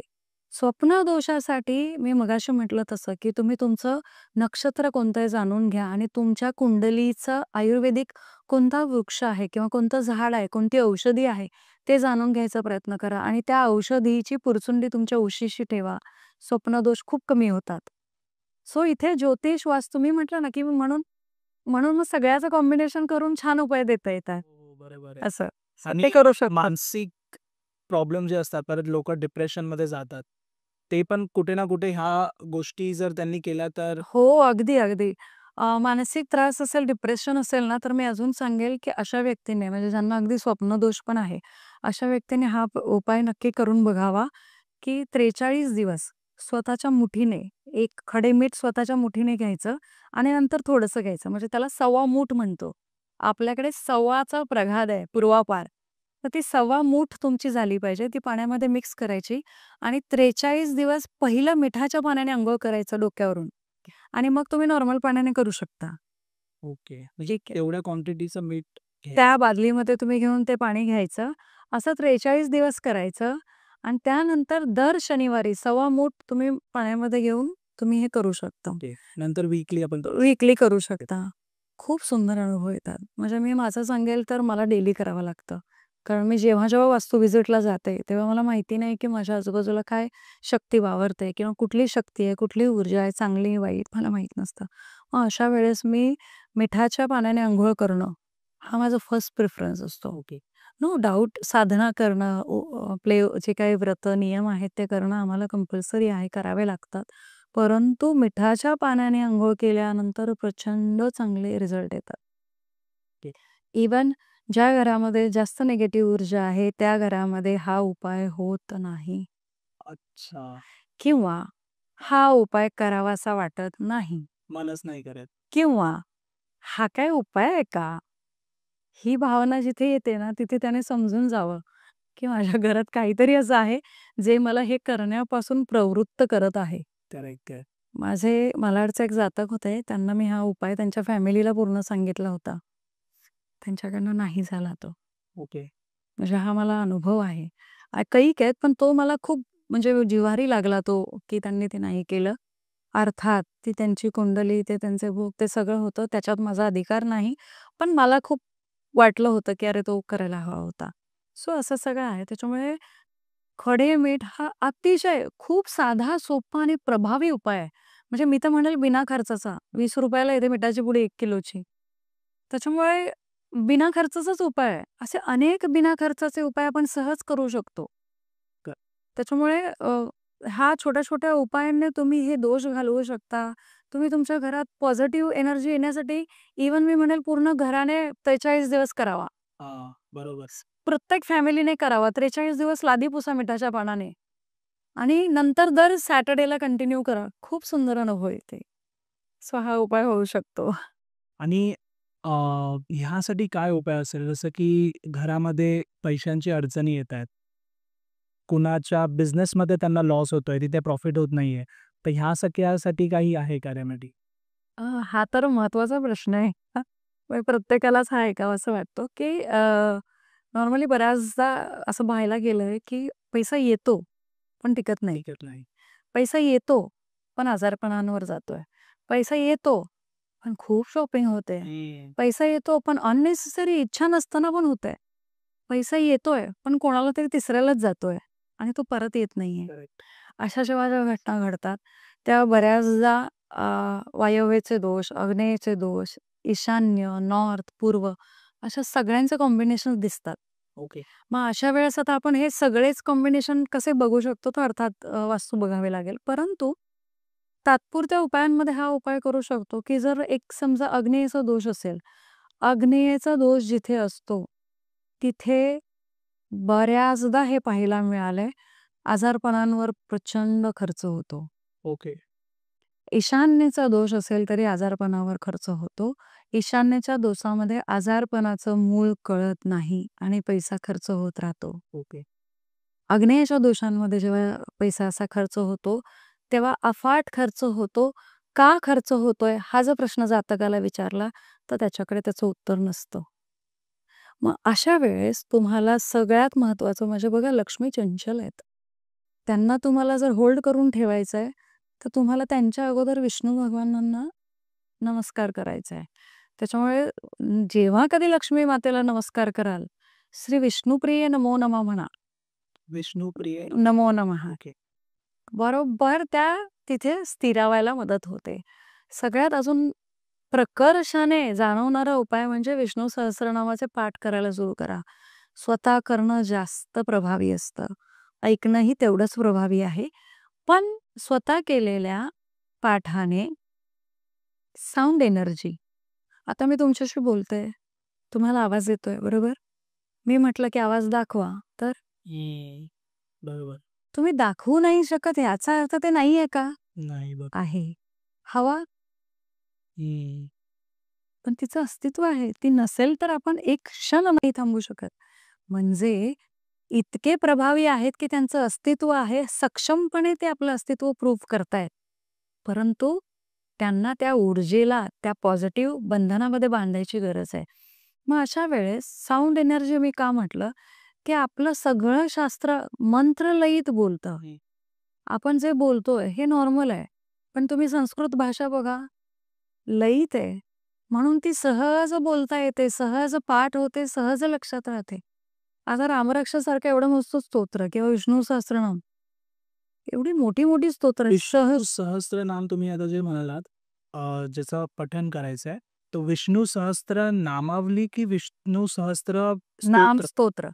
विष्णू सहस्त्रनामावली ज्यांना स्तोत्र म्हणता येत नाही त्यांनी, पण विष्णू सहस्त्रनाम स्तोत्र हे अतिशय प्रभावी आहे. कारण त्यामुळे तुमच्या शरीराच्या प्रत्येक भागावर काम होतं. नामावलीने तुम्ही विष्णूंचं स्मरण करता. हजार नाव. हजार नावाजी घेतो. परंतु सहस्त्रनाम स्तोत्राने तुम्ही विष्णू सहस्त्रनामाचं स्तोत्र करत करत तुम्ही विष्णू भगवानांनाही संबोधित करता आणि सायमल्टेनियसली तुम्ही तुमच्या शरीरावरही त्याची ऊर्जा डेव्हलप करता. म्हणजे जो व्यक्ती नामावली नाही करत आहे, तो त्यांनी जर स्तोत्र जरी बोलला तर तर ते ते कुठे ना कुठे त्याने मिळणार. ओके. म्हणजे स्तोत्र अतिशय प्रभावशाली आहे ॲज कंपॅरेटिव्हली नामावली पण तेवढीच प्रभावशाली आहे. परंतु स्तोत्र तुम्हाला तुमचा शरीराचा ऑरा हील करायलाही मदत करतो. ओके. Great, great. असं. सो ते आपण करू शकतो आणि त्याने खूप छान लाभ येतात. ओके. म्हणजे लक्ष्मी ही जर आपल्याला स्थिर करायची आहे. स्थिर करायची आहे, तर आपल्याला हे विष्णूचं आधी नामस्मरण करायला पाहिजे. विष्णुप्रिय नमो नमः म्हटलं की दोघांनाही तुम्ही पावन केलंय. म्हणजे तुम्हाला सांगेन तुमच्या घरात जर आता हा विषय आला म्हणून अजून एक फार महत्वाचं आहे हे की तुमच्या घरात जर कोल्हापूरच्या लक्ष्मी देवीचा फोटो आहे, कारण ती बऱ्याच जणांची कुलस्वामिनी आहे. पण ती उभी आहे. उभी लक्ष्मी ही व्यवसायाला. तुमच्या देवघरामध्ये बसलेली लक्ष्मी, कमळावर बसलेली छान लाल रंगाची साडी, कारण रक्त वर्ण तिचा आवडता रंग आहे म्हणून. आणि त्याच्याबरोबर जर त्यांच्याबरोबर विष्णू पण आहेत, तर तुम्हाला काळजीच करायची नाहीये. तुम्ही त्यांच्या सहित त्यांची पूजा करा आपसूक आणि तुम्हाला अनुभव येतात, की तुम्हाला आपसूक वाटतं, की मी कोणाशी तरी बोलावं, 4 पैसे सेव्ह करावेत आणि मग ती तुमची हळू-हळू, हळू-हळू बघा, जिथे तुम्हाला पैसे सेव्ह करावेसे वाटत नाहीत, याचा अर्थ तुमच्या घरात लक्ष्मी स्थिर नाही. ओके. कारण पैशानेच पैसा वाढतो. बरोबर आहे. हां. पैसा कुठे जातो? पैशाकडेच. हो, बरोबर. करेक्ट. तुम्ही बघाल तर श्रीमंत व्यक्ती श्रीमंत का होतो? कारण तो पैशाने पैसा कसा वाढवायचा याचं जास्त नियोजन करतो रादर दॅन मेहनत जास्त करायची. सो या गोष्टींचं बघा आपलं शास्त्र हे सायंटिफिक आहे. आपल्या प्रत्येक शास्त्रामध्ये लॉजिक आहे. मी तर असं म्हणेन की यांना दिशाचं शास्त्र सायन्स म्हणजे हे दिशा डायरेक्शन्सचं सायन्स आहे म्हटल्याला तरी काही हरकत नाही. सो हे दिशांचं विज्ञान आहे. त्याला आपल्याला आपल्या परीने कसं वापरायचं आहे, हे जसं-जसं वापरून घेऊ तसा-तसा लाभ होतो. करेक्ट. असं. आणि तुमचा एक असा एक्सपिरियन्स सांगा, तुमच्या क्लायंटसोबत जो घडला असेल, ज्यांनी वास्तूमध्ये बदल केले तुमच्या कन्सल्टेशन नंतर आणि त्यांची लाईफ चेंज झाली. तसा काही एक्सपिरियन्स तुम्ही सांगा. आहेत, बरेच आहेत. पण मी कुंडली सदृश्य कसा फरक पडला तो मी सांगेन, की कुंडली आणि वास्तू कशी काम करते. 2019 साली मला एक रेफरन्स मिळाला होता. माझे 90% क्लायंट रेफरन्सनेच आहे. तर रेफरन्स मिळाला होता आणि त्यांनी मला सांगितलं, की हे खूप इमोशनल झाले होते ते. कारण माझ्याकडे यायच्या आधी त्यांनी वास्तू बुक केली होती एका ठिकाणी भांडूपला आणि त्यांची वास्तूचे पैसे सगळे अडकले होते आणि ऑलमोस्ट त्यांनी 70% पेमेंट केलं होतं. ओके. आणि मग त्यांना कोणीतरी माझंच नाव सजेस्ट केलं. मग माझ्याकडे ते आले. तर त्यांनी मला सांगितलं, की "मैडम मेरा ऐसा-ऐसा हुआ है और मैं अभी कोई रिस्क ले ले नहीं सकता, इच्छा भी नहीं है." तू वक्करी आहे. तर मग मी त्यांना सांगितलं की मी कुंडली वास्तू करते, तर तुम्ही मला पहिले तुमची कुंडली पाठवा. मग मी विचारलं की तुम्ही एकट्याच्याच नावावर घेणार का? तर म्हणाले नाही, दोघांच्या. म्हटलं मग दोघांची पाठवा. ओके. मग मी दोघांची कुंडली चेक केली, सगळं केलं आणि मग मी कन्सल्टिंग ठेवलं पहिलं. नॉर्मली मी वास्तू व्हिजिट केल्यावर ठेवते, पण यांचं मी पहिलं ठेवलं. तर मी त्यांना म्हटलं की आपण एक असं काम करूया, मार्च आहे, आपण आत्ता नको बघूया वास्तू, तुम्ही सप्टेंबर नंतर बघा, चांगले योग आहेत. तर ते खूप म्हणजे एग्रेसिव्ह होते, एक एक इमोशनल हे असतं. तो म्हणाले, "नहीं, नहीं मैडम, मैडम अभी आओ." म्हटलं, "देखिए आप मतलब वास्तु विजिट का फी वेस्ट हो जाएगा, नहीं होगा, मतलब मुझे 100% पता है कि मैं जो आऊँगी वो वस्तु रिजेक्ट ही करूँगी, वो आपके फल में नहीं होगी." "नहीं, नहीं मैडम, एक बार आप आके जाइए ना, मुझे चलेगा." म्हटलं, "ठीक आहे." मग मी गेली, वास्तू केली. मग मी त्यांना आधी उपाय सांगितले. कारण मला माहिती होतं की ज्या वस्तू जाणार तिथे निगेटिव्ह ऊर्जा असणार. मी त्यांना सांगितलं, "येताना तुमच्या खिशात मीठ घेऊन यायचं आणि मग जाताना मी सांगेल काय-काय करायचं ते." ते केलं, सगळं झालं आणि म्हटलं, "आता आपण निघूया." 10 मिनिटात वस्तू झाली माझी. नॉर्मली मला वस्तूला 1.5 पावणे 2 तास लागतात. ओके. हां. ते पण आश्चर्यचकित झाले. म्हटलं, "आपण तुमच्या ऑफिसमध्ये जाऊन बोलूया." झालं, मी म्हटलं की नाही येऊ शकत. तर ते पण एकदम आश्चर्यचकित झाले, की "मॅडम, तुम्ही आधी सांगितलं होतं." "कसं काय?" तर मी त्यांना सांगितलं, की "तुमच्या कुंडलीमध्ये ना सप्टेंबर नंतर योग आहेत. ओके. तर तुम्ही तेव्हा बघा, तुमची वस्तू होणार." ते म्हणत खूप इमोशनल झाले होते ते. मला म्हणाले, "मॅडम, मेरे पापा गुजर गए 70 की उम्र में। उनकी बहुत इच्छा थी कि उनको खुद का घर देखना था, अच्छा. ओके. बट वो नहीं कर पाए। तो मेरे लिए था कि मैं लूँ, तो मैंने होगा। आपके पापा का ऐसा कुछ पुण्य ऊर्जित हुआ है जिसका फल आपको मिलेगा कि आपकी वास्तु होगी। अच्छा. आपके पापा के शायद कुंडली में वो सौभाग्य नहीं था, पण आपकी होगी." आणि हे खरंच खरं आहे की आपल्या खरंच कुंडलीत आहे ना, सौभाग्य असायला लागतं की आपली वास्तू हो, व्हावी. हो. करेक्ट. म्हणजे बऱ्याच जणांकडे पैसे आहेत. काही जण असा विचार करतात, की "अरे, मैं तो रेंट भर के रह लूंगा." त्यांना ते वास्तूचं ते सुख मिळतं. पण स्वतःची वास्तू असण्याचं सुख कदाचित ते नाही घेऊ शकणार किंवा त्यांचा फिरतीचा जॉब. खूप कारणं असू शकतात. पण ते नाही होत. मग म्हणाले, "ठीक आहे." सप्टेंबरला त्यांचा फोन आला मला, की असं-असं आपल्याला वास्तू करायची आहे. तर मी त्यांना सांगितलं, की "तुम्ही आता एक नका बघू." कारण आपल्याला माहीत नाही. कारण मुंबईमध्ये असे ऑप्शन्स मिळणं खूप कठीण आहे. तर म्हटलं, "तुम्ही 4-5 वास्तू बघून ठेवा, की जेणेकरून आपण सलग बघू आणि मग सोपं पडेल आपल्याला चूज करायला." तसंच झालं. सप्टेंबरला वास्तू बघितली. एका आठवड्यामध्ये आम्ही वास्तू फायनल केली. आम्ही जवळ-जवळ 3 वेळा वास्तू बघितल्या त्यांच्या वेगवेगळ्या. कारण त्यांनी सांगितलं, "मॅडम, मुझे और दोनों को ये सब लग रहा है." तो एका दिवसात जवळ 3-3, 4-4 वास्तू बघत आम्ही आठवड्याभरात वास्तू बघितल्या 4 वेळा आणि ते फायनल झालं. ती वास्तू झाली. सप्टेंबरला वास्तू बघितली. डिसेंबरला वास्तुशांती. ओके. घर घेऊन रजिस्ट्रेशन करून वास्तुशांती मी त्यांच्या घरात वास्तूचे जे रत्नसंस्कार जो विधी असतो तो करून वास्तुशांतीपासून सगळं सगळं आम्ही करून 3 महिन्यात वास्तू झाली. त्याच्यामुळे हे योग यावे लागतात. म्हणजे प्रत्येक गोष्टीला योग असतात इनफॅक्ट. आणि मग त्यानंतर आजपर्यंत मी त्या व्यक्तीचे 3 ऑफिसेस, 2 घराचे वास्तू केलेले आहेत.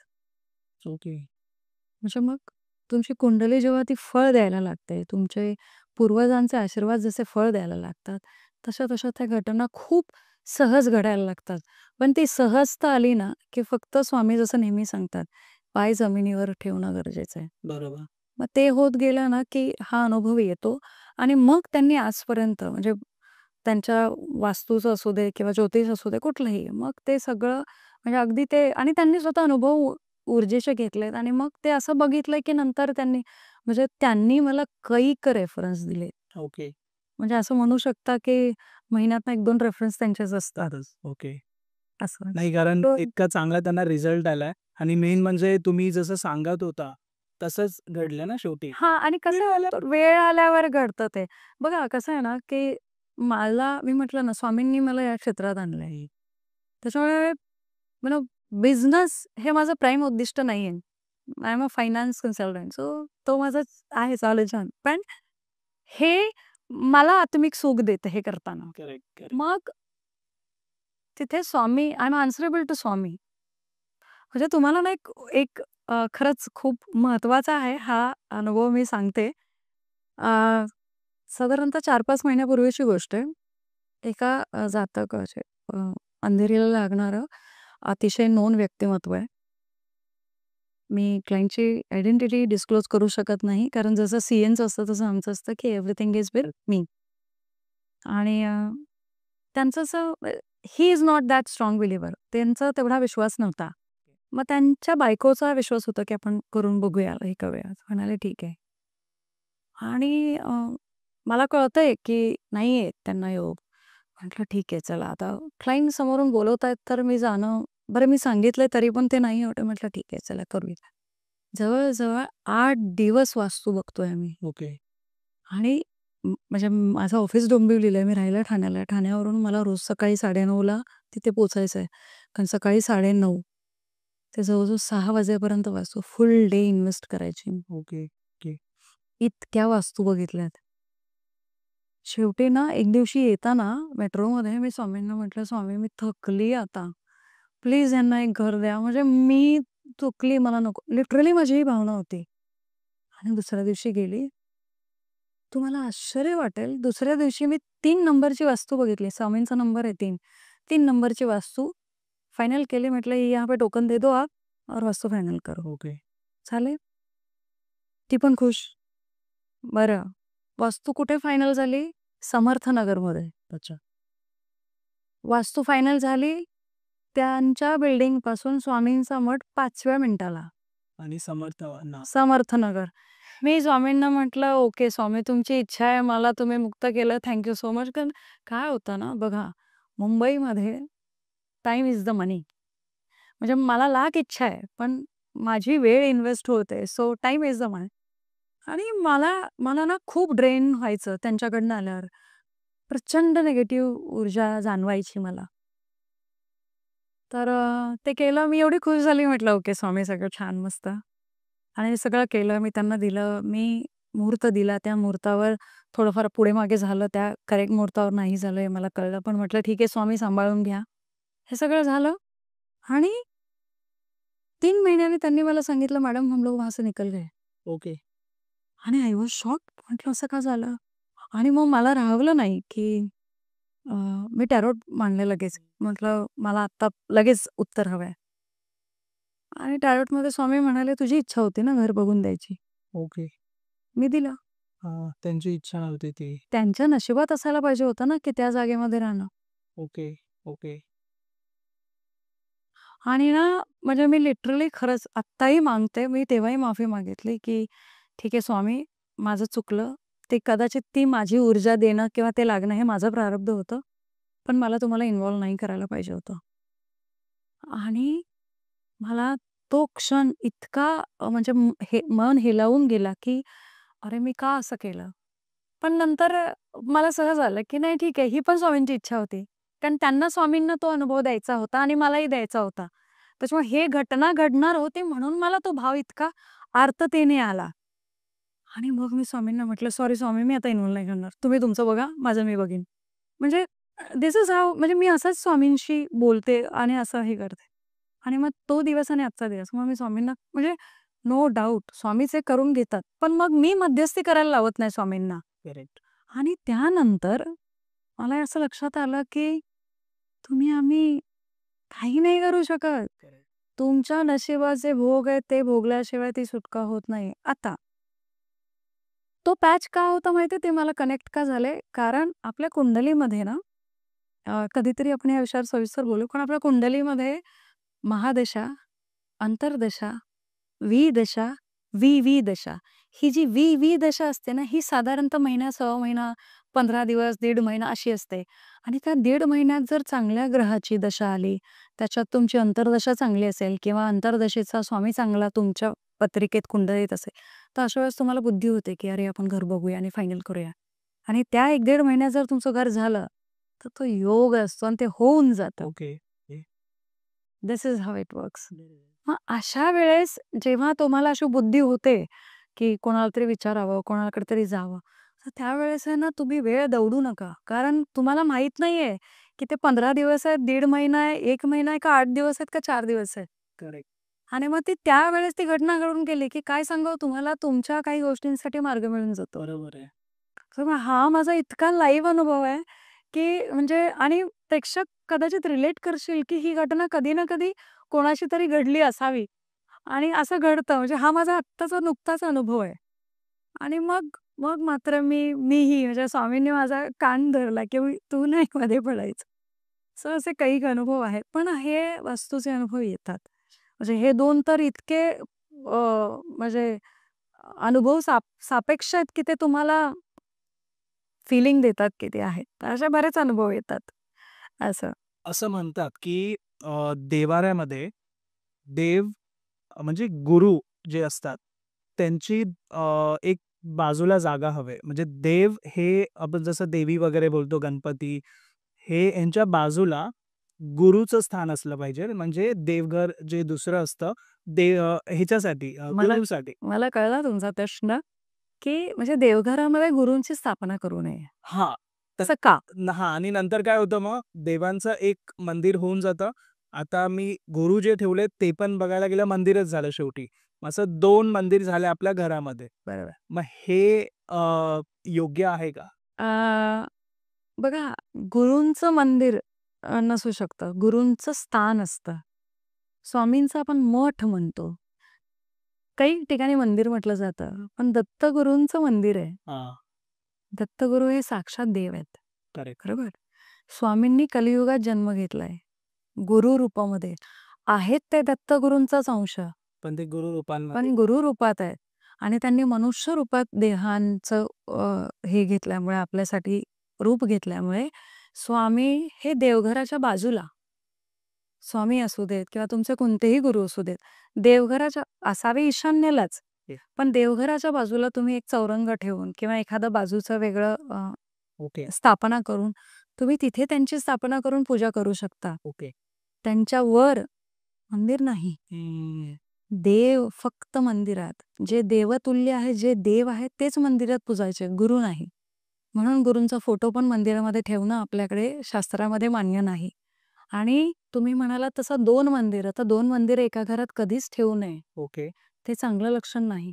मंदिराच्या बाजूला गुरूंची स्थापना करा. ओके. मंदिर नाही.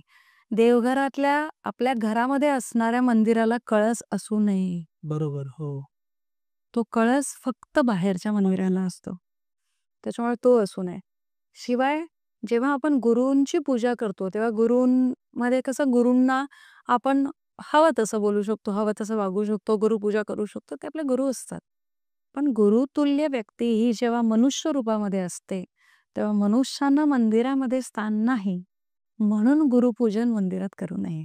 Okay, okay. ही त्याच्यामागची भावना आहे. अच्छा. अदरवाईज खरं तर कबीर म्हणतात तसं, गुरुविन सिद्धी नाही. तसंच गुरुविन देवही नाही. हो. म्हणजे समजा उद्या गुरु आणि देव आले, तर कबीर म्हणतात तसं "काके लागू पाय." तर ते सांगतात पहिला गुरु, गुरुच्या पाया पड तर ते देवापर्यंत नेणार आहेत. करेक्ट. मग अशा वेळेस आपण गुरूंना जर वेगळं स्थान त्यांचं देतोय, तर त्यांची पूजा केल्यावर देव तर तुम्हाला तसेच मिळणार आहेत. मग ही सिद्धी तुम्हाला होणार आहे. त्याच्यामुळे तसं करू नये असं माझं म्हणणं आहे किंवा शास्त्रसंमत नाही. बरोबर, बरोबर. म्हणजे बरेच लोकं घरामध्ये मृत व्यक्तीचे फोटो लावतात. आजी-आजोबा वारल्यानंतर, कुणाचे आई-वडील वारल्यावर तिथे घरात फोटो लावतात. तर काही लोकं बोलतात, की हे नाही लावायचं. आता त्याच्यामध्ये तुम्ही सांगा, की हे लावणं योग्य आहे की नाही? काही लोकं म्हणण्यापेक्षा मी स्वतःही हे मानते, की मृत व्यक्तींचे फोटो घरात लावू नये. ओके. बघा ह्याच्यामागचं कारण काय आहे, की मृत व्यक्ती झाल्यानंतर आपण जेव्हा मृत होतो किंवा आपण जेव्हा ही पृथ्वी सोडतो, त्यावेळेस पृथ्वी सोडल्यानंतर त्या व्यक्तीचा आणि आपला संबंध हा आत्मा म्हणून असतो. कारण आपण त्यांना आत्मा म्हणून बघतो. म्हणजे जेव्हा आपल्याकडे जेव्हा क्रिया किंवा हेही होत असतं, त्यावेळेस आपण काय म्हणतो? बॉडीला आणा, हं. है ना? बोलताना हेच बोललं जातं. तोच वर्ड यूज करतो. हो. ऑटो होतो, कोणी सांगत नाही. तोपर्यंत तो व्यक्ती जिवंत असतो, तोपर्यंत त्याचं अस्तित्व असतं. त्याच्यानंतर त्याच्या शरीराचं अस्तित्व असतं. मग आपल्याकडे जसं आपल्याकडे पूर्वजन्म ही संकल्पना आहे. तेव्हा आपण पृथ्वीवर जर जन्म घेतलाय, तर आपण कुठल्या ना कुठल्या कार्मिक अकाउंटमधूनच या जन्माला आलेलो आहोत. मग ज्यावेळेस आपण पृथ्वी सोडतो ना, त्यावेळेस आपलं आणि त्यांचं नातं आत्म्याचं होतं. त्यांच्यासाठी आपण आत्मे असतो. मग मी आई-वडील कोणीही, कुठलंही बहीण, भाऊ, काका, मामा कुठलंही त्यांच्यासाठी आत्मे आहोत. मग अशा वेळेस जर आपण त्यांचा फोटो ठेवतोय, तर एक तर अ, आपल्या शास्त्रात जसं म्हटलंय, की 13 दिवस हा आत्मा घरात वावरत हो, असतो. हो. करेक्ट. आणि 13 दिवस असे बरेच अनुभव आहेत माझ्याकडे, की त्या 13 दिवसात आहे ना, तो व्यक्ती हे बघत असतो, की कोणाला मी हवाहवासा आहे, कोण माझी आठवण काढताय का, कोणाला मी हवाय का? अशा वेळेस म्हणून आपल्या ह्या सगळ्या विधी ज्या सांगितल्यात, त्या विधी पूर्ण करायच्या असतात. जर आपण ह्या 10 दिवसामध्ये 13 दिवसांत 10वं, 12वं, 13वं काही ठिकाणी 13वं केलं जातं, काही ठिकाणी 12वं केलं जातं. पण ह्या 13 दिवसापर्यंतचे जे विधी आहेत, ते जर आपण प्रकर्षाने जाणीवपूर्वक करत नाही आहोत, तर ते पुढच्या गतीला जात नाहीत.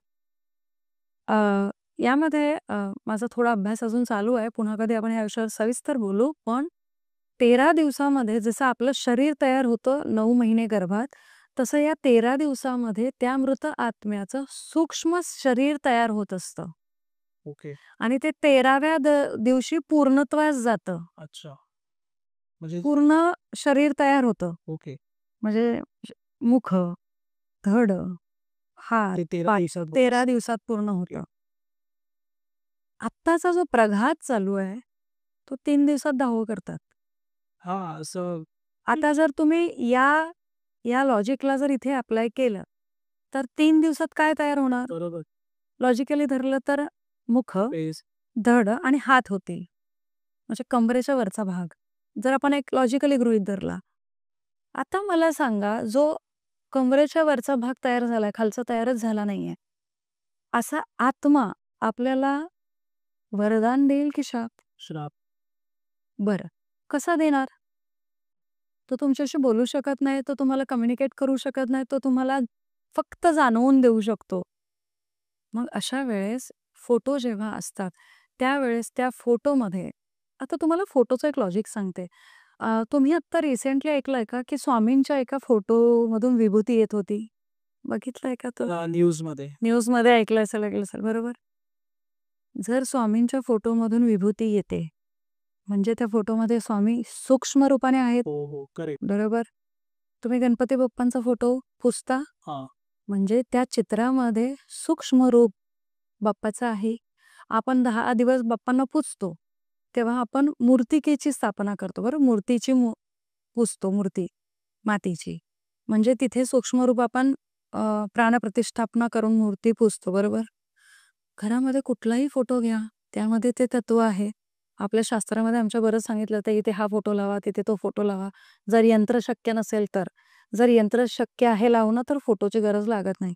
पण जर तरी सुद्धा तो फोटो जर फळ देत असेल, तर मृत झालेल्या व्यक्तींचाही फोटो फळ देणार की नाही? हो, बरोबर आहे. लॉजिकली. करेक्ट. मग अशा वेळेस मला एका जातकाने असं विचारलं होतं, बरेच प्रश्नही आले होते, की मग त्यांची प्रॉपर्टी चालते का? किंवा तुम्ही त्यांचं घर चालतं का? तर मी तेव्हा असं म्हटलं, की प्रॉपर्टी आणि घर चालणार का? कारण ते गेले तेव्हा हे तुमच्यासाठी सोडून गेलेत, कारण हे तुमचं नशीब होतं, की ते त्यांच्याकडनं तुम्हाला मिळणार आहे. हां, कारण असे लोकं विचार करतात, की ही प्रॉपर्टी त्यांची आहे, तर ती आठवण म्हणून आपण फोटो ठेवूया. ठेवतो. बरं. पण आपण लॉजिकली असं जर विचार केला बघा, गणपती बाप्पांचा जेव्हा आपण फोटो ठेवतो, तेव्हा गणपती बाप्पांसोबत आपण बोलत असतो. म्हणजे कन्व्हर्सेशन एक करतो. तुम्ही घरामध्ये मृत व्यक्तीचा फोटो ठेवलाय. तुम्ही नुसतं नावाला फोटो नाही ठेवणार. कधी तुम्ही बघून काहीतरी बोलणार. काय पण. एक अगदी, अगदी. हां, मग हेच ते होतं, हां. की तुम्ही इमोशनली तिथे अडकून राहता आणि तुम्ही इमोशनली अडकलाय म्हणून आपण पॉझिटिव्हली घेऊ. तर त्या आत्म्यांना असं वाटतं, की अरे मला माझी गरज आहे हिला, मग मी राहतो. बरं ते राहतात त्याच्यामुळे काय होतं त्यांना पुढची गती मिळत नाही. कारण आपल्याकडे गती सांगितली आहे, सद्गती मिळो. आपल्याकडे आर-आय-पी ही संकल्पना नाहीये. मग जर सद्गती त्यांना मिळायची असेल, तर त्यांना पहिली पृथ्वी सोडली पाहिजे. आणि पृथ्वी सोडण्याचा पहिला नियम आहे, की तुम्ही याच्यातून बाहेर पडा. पण आपण त्यांना फोटोरूपी ठेवून जर त्यांना अडकून ठेवत असू, तर एका पॉइंट नंतर मी समजा तुम्हाला सांगितलं की ही जागा छान आहे, तुम्ही आवडता, मला आवडतं, इथे 24 तास बसून राहा. राहू शकाल? नाही. मानसिक, शारीरिक काही गरजा आहेत आपल्या, बरंच काही आहे, नाही बसू शकत. आपल्याला नॉर्मली 4 तास एका जागी बसलो तरी उठावं लागतं की थोडं फ्रेश होतो. मग अशा वेळेस त्या आत्म्यांना आपण त्या फोटो रुपीमध्ये अडकून ठेवतो. मी हे म्हणत नाहीये फोटो काढून टाकायचे. मी हे म्हणते की तुम्ही ते फोटो घ्या. मी नॉर्मली धोतर सजेस्ट करते, पण धोतर नाही मिळालं तर पांढरं शुभ्र कॉटनचं वस्त्र घ्या. त्यामध्ये तो फोटो गडी करून ठेवा. त्यांच्या वर्षातून एकदा तिथीला काढा. त्या तिथीला त्यांचं पूजन करा. त्यांना तुम्हाला जे काही खाऊ-पिऊ घालायचंय, जे करायचंय ते करा. ते करून पुन्हा त्यांची पूजा झाली की पुन्हा ते क्लोज करून तुमच्या घराच्या दक्षिणेला दक्षिणेला. त्यांना ठेवा. आणि स्पेशली दक्षिणेला जिथं यमपद येतं तिथे ठेवा. ओके. ओके. कारण आपण बिलीव्ह करतो पुनर्जन्मावरती आणि जर आपण तसं त्यांना ठेवलं तर कुठे ना कुठे त्यांना गती मिळेल हो. आणि त्यांना पुनर्जन्म मिळायचा. आता त्यांचं कार्मिक अकाउंट काय आहे आधीच्या जन्मीचं हे तुम्हाला मला नाही माहिती. आत्ताचं कदाचित माहित असेल की ते चांगले व्यक्तिमत्व होते, त्यांनी खूप चांगलं केलं वगैरे वगैरे, पण मागचं आपल्याला माहित नाही. त्याच्यामुळे मग अशा वेळेस आपल्याला हे जास्त सुसह्य होऊ शकतं त्यांना आणि आपल्याला की हे करणं. आता याच्यात कसे उपाय येतात की पूर्वजांचे आपल्याला रिझल्ट कसे येतात की तुमच्या घरामध्ये मुलं खूप जास्त चिडचिड करणं, अजिबात न ऐकणं. तुमची मुलं अपेक्षापेक्षा जास्त वयस्कर व्यक्तींसारखं वागणं, हाही दोष आहे. ओके. कारण ते मूल म्हणून तो आनंद उपभोगत नाहीये. म्हणजे जास्तच म्हणजे वयापेक्षा जास्त लहानपणी जास्त मोठ्या मोठ्या शिकतोय जसं. खूप जास्त आजारपण येणं. एखादं काम हातातोंडाशी येतंय, ते निघून जातंय. आर्थिक खर्च म्हणजे ह्या आजारपणातून उठलो की हे झालं की तो खर्च, तो झाला की तो खर्च. हे लक्षण आहे की तुमचे पित्र तुम्हाला सांगतायत आमच्यासाठी काहीतरी करा. ओके.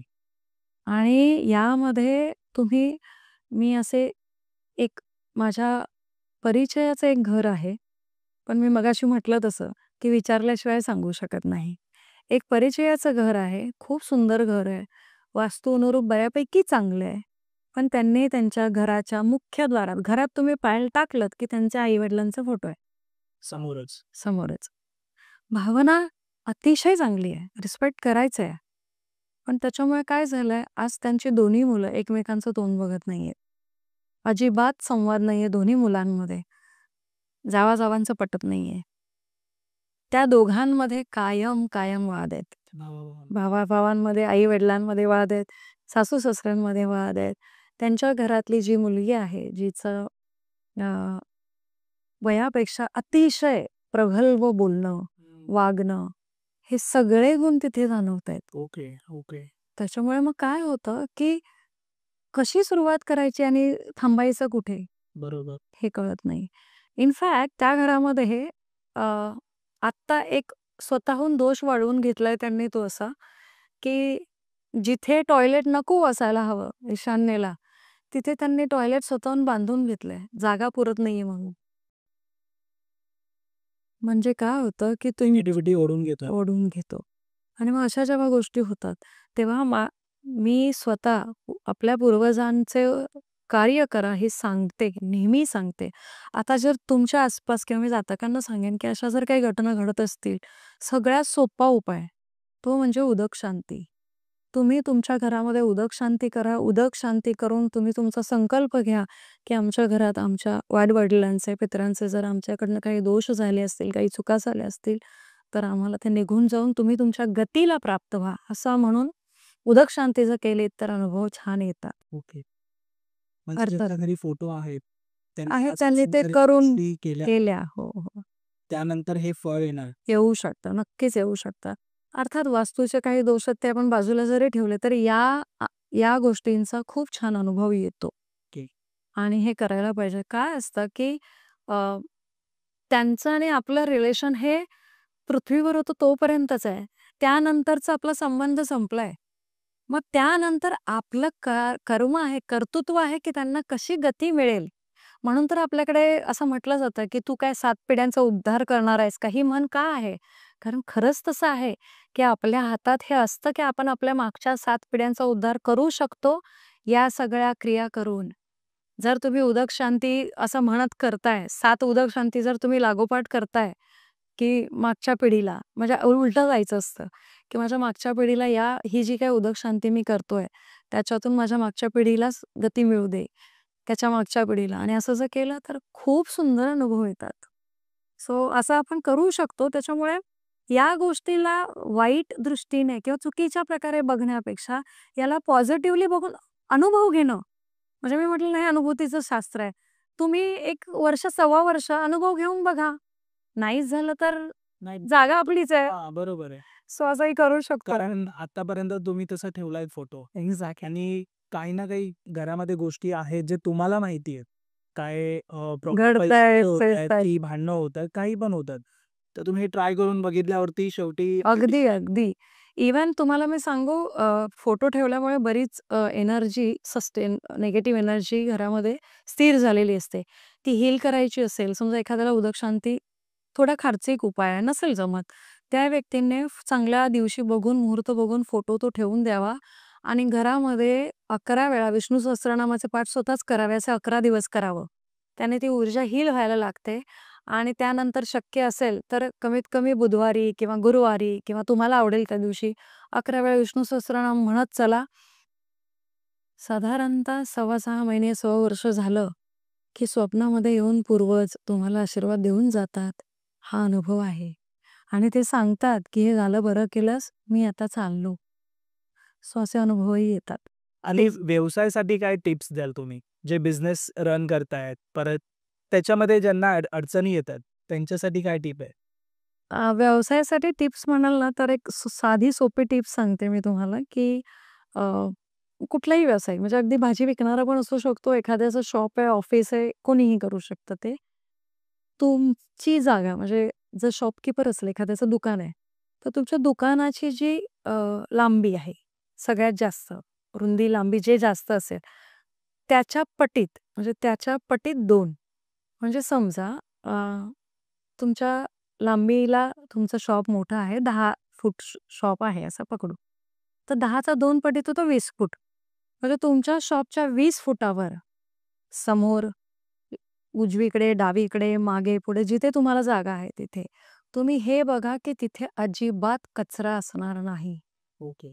म्हणजे ती जागा जेवढी स्वच्छ असेल, तेवढी लक्ष्मी तुमच्याकडे आकर्षित होते.